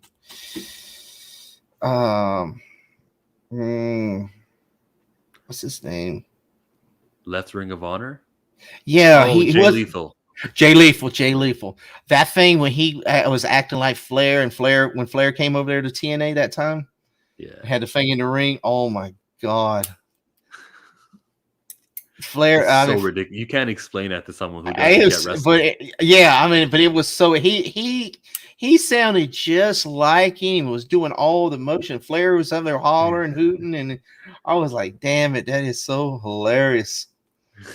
But hollering and hooting, powwow. I'm learning a lot of that part when he runs and does the 2 rope things, and then he falls and hits his elbow. Take off his jacket, yeah. Then, like you think he's having a heart attack the way he's doing it. He's like, he starts hopping his heart like this, and then he does that where he just falls down like he just collapsed. Yeah.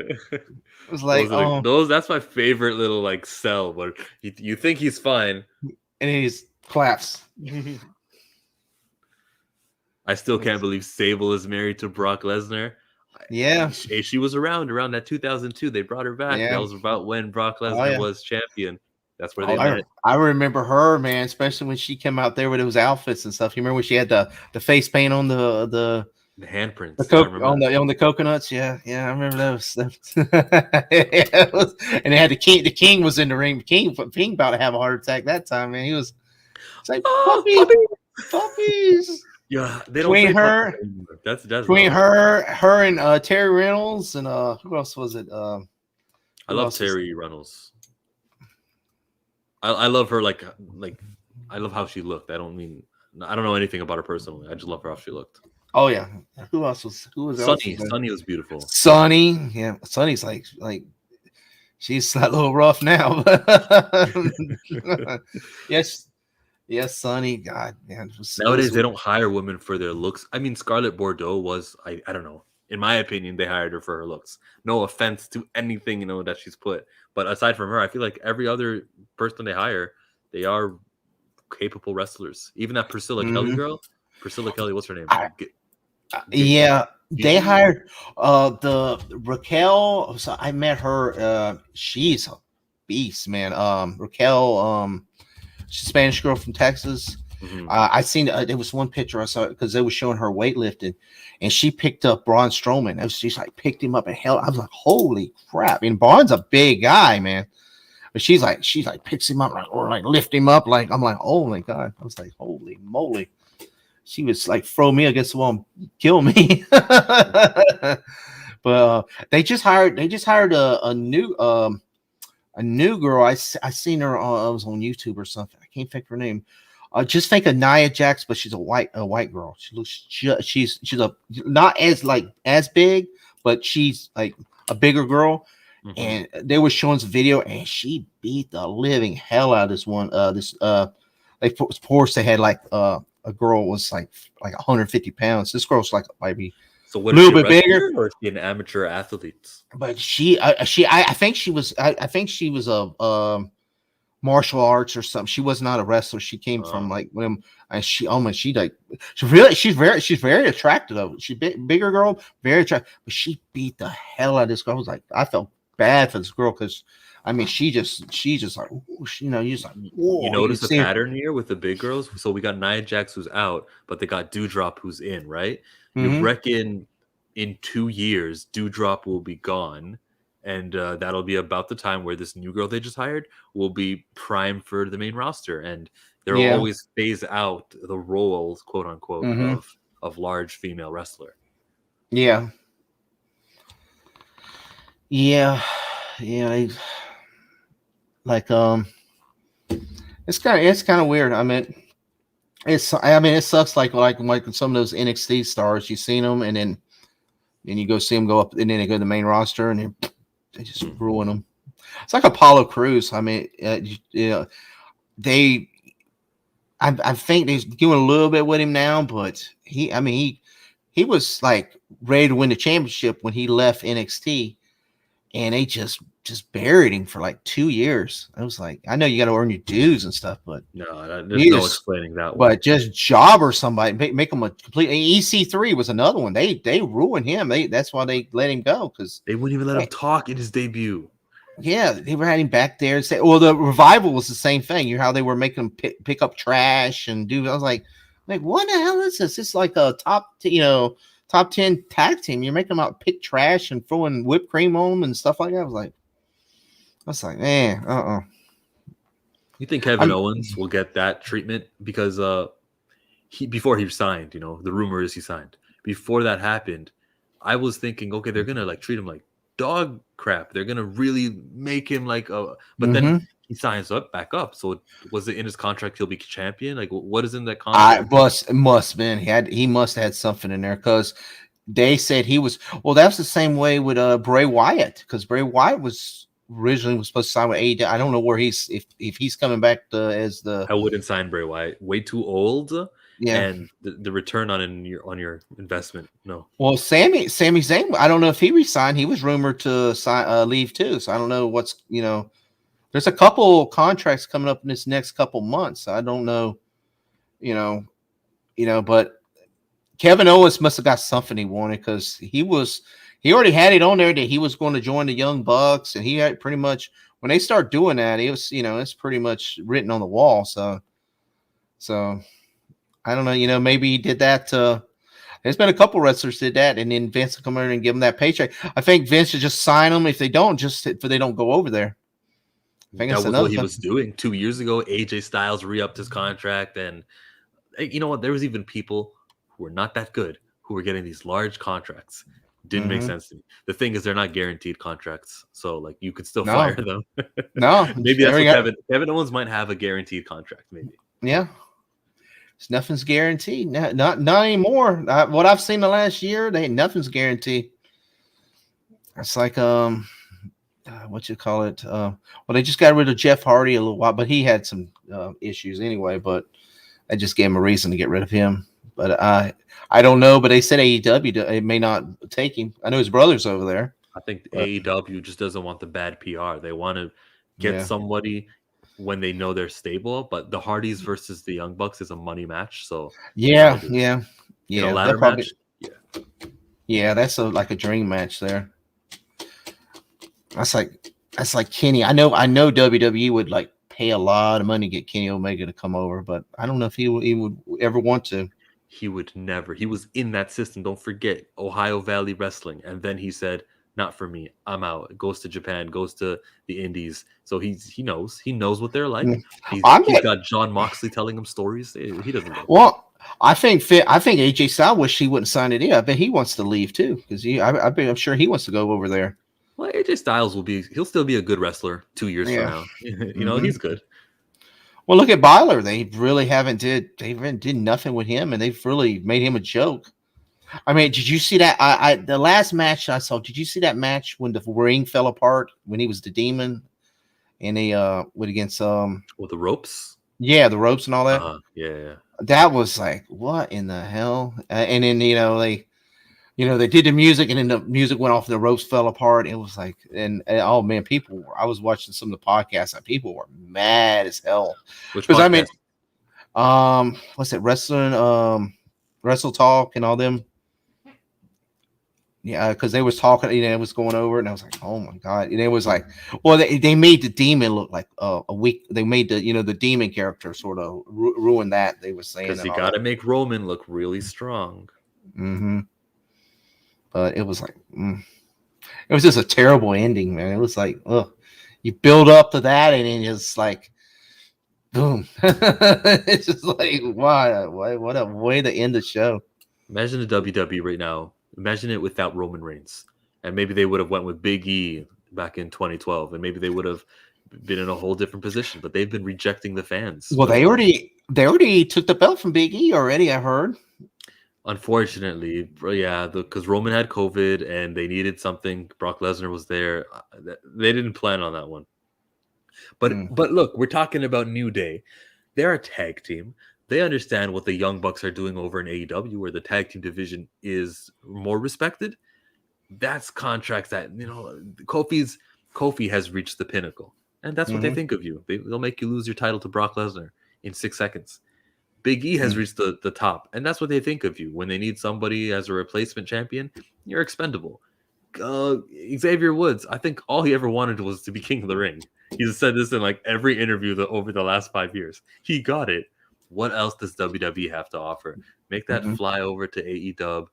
Do your tag team shtick where you're unfiltered and can do and say anything you want. Can't be the New Day, but you can still be. Kofi is his real name, right? He can still be Kofi. Big E, his name starts with E, so there's no rules against calling you E. And I guess Austin Creed, that won't carry over. Well, I know Xavier. I know he does all them podcasts and stuff. And I know they limit him on everything on that. Well, that was the thing with Adam Cole, because he said he was not getting rid of his Twitch account, and they were telling he's not going to have that. And the rumors, what they were going to do to him was like what Vince McMahon, they were saying that he was going to, I guess he was going to be like, what was it, Big E's like little coach or something they were talking. I heard it was pretty bad. It was like, and they're trying to keep him. I'm like, no. Sable married to Brock Lesnar. Yeah, that's how it gets done. You're gonna meet your wife on that roster. That's the thing that's happening over there. Oh yeah. Yep. Perhaps not so much anymore because they just don't tour as much as they were. So you'll have a couple of days off, do your laundry, and then go outside, coffee shop, meet a female. Well, that's like an NXT. A lot of them. I saw videos. Yeah. Austin a lot of them are get married, and some of them have kids together right there in NXT because they all live right there in Orlando and the Tampa. There's a lot of the rest right there from Tampa to Orlando to the Cocoa, that whole area right there. Most of them all live right in there. And then you got some scattered, but they pretty much, well, that was their home base for Tampa and Orlando for almost a year and a half there, because they did that Thunderdome and all that. So it was pretty much easy. Well, that was like a lot of them when they did them NXT shows. They was like, well, they just drive home. They just drive. They used to do those videos, the drive along videos. That was pretty cool back in the day on the WWE network. You know what? It was cheap programming and it was efficient, but it did highlight a major issue with their business, and it's that these professional athletes, is up to them to get from place A to place B, and that shouldn't be a thing anymore. Yeah, they all drive their own little own car. Yeah, even the WCW paid wrestlers for their travel expenses and took care of them. They had a whole division. The WWE needs to get on it. But then again, these wrestlers need to unionize and speak up and represent themselves. So, I don't know, boo-hoo. I know. I don't have much sympathy to these wrestlers because they're just not fighting for themselves. Thea Trinidad, Zelina Vega, says I wanted unions. She got fired. She tweeted, "I want unions." They hire her back. Where's that tweet? It was deleted. You're spineless, Zelina Vega. And her, I guess her husband, Aleister Black, and I thought she was going to go to AEW with her husband over there, but no. Look, Rusev, Miro. I've never seen Lana on AEW. Just they don't do that wife thing. Yeah. Well, because it happened over there in WWE, and I guess it just didn't. Yeah, that's usually when they start. They actually start getting real divorces and stuff. That is when they start messing with the characters. Well, look at the John Cena, Nikki Bella thing, man. You know, had that big spectacle of him proposing and all that, and next thing, that's over, and she's with the married. I don't know if they married. Did she marry the guy from the Dancing with the Stars? The Dancing with the Stars? Yeah. Yeah, I don't keep up with. And Cena, I guess he got married to some girl he got in one of the movies he was in. I don't know which one it was. I don't think it was Suicide. It might have been Suicide Squad. I don't know if it was that one. What does that mean? He wouldn't marry Nikki, but then here comes this new girl, and it was enough to change his thought. That hurts. If I'm Nikki Bella, I'm like, bro, I just was not good enough. I mean, yeah, but just it's on her though. She knew. We're getting way too involved right now, actually. But I'll still say what I wanted to say. She knew his terms, and he didn't want to father a child because he saw what other wrestlers did with their kids and how they were neglected. He didn't have the time. He didn't want to invest in a marriage because he tried it once, and she knew all this, and she's still like, I'm gonna be in love with John Cena. Did it help her career? Absolutely. So, is it really the emotional trauma? Is it worth the benefit that you also got? I don't know. Yeah. It definitely helped though. There's nothing you can tell me because Nikki Bella was she was a Bella twin,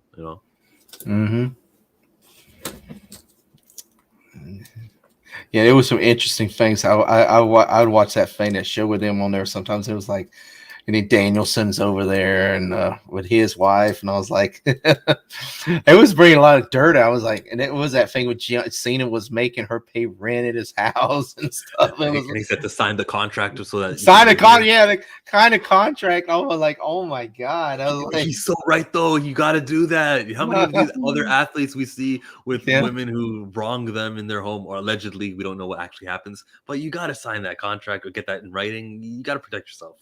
Yeah, maybe Tom Brady should have made AB sign that contract when he let him come over his. Oh Jesus! That guy shouldn't join the WWE just because we don't know where his mental is. I shouldn't say more because I don't know where his mental is, but I don't think that's someone you risk to hire. No. No. Oh Lordy. Well, chill. I'm gonna probably shut it off here in a minute, man. It's been almost so close to 3.5 hours. Yeah, but yeah, I appreciate you, man, coming on, man. It's been fun, man. We gotta do this again. Yep, definitely on Saturday. I'm gonna have to try to check you out on 1:00, man. Yeah, it's DC this week. I think it depends on Nerdman, but then it's always Marvel or Star Wars. And if it's Nerdman, it's DC. It's DC if it's Nerdman. Okay, I'll see you then. Guys, check out Chillmonger. If anybody's check out his channel, you want to plug channel real quick? Yes, sir. You can find me at Chillmonger. It's spelled exactly the way it is here. If you want me on Twitter, just add one extra R because there's already a guy named Chillmonger who took it before me. Wow, darn it! But that's the thing. Man, we got MSK coming. Hey, what's going on, brother? That's the first time he's been on my channel. What's up, brother? He's usually it's up, yeah, because he's in California, man. It's like 11 o'clock over there. East time. What time is it? Is your 2:30 yours too? Are we all right, or y'all Eastern? Okay, yeah. What's going on? What's going on, MSK? Yeah, we saw a little wrestling and Nerdman and DCU and. That would be more 5 hours. A little wrestling. I didn't know that. You mentioned NXT and then shit just went crazy. I'll show you one of my matches if when you end the stream, I'll show you. I just don't want to put my shit out there. Oh, okay. All right, guys. I'm gonna call it a night. It's been 3 hours and almost 20 minutes. So I appreciate everybody came in. The lovely Sherry, MSK, the lovely Courtney, Poe, Flash Knight, T-shirt Historian, Tim Talk. Did I miss anybody? I think that's it. Everybody have a great night. Please subscribe, share, check out the channel if you haven't did so, and we'll talk to y'all later.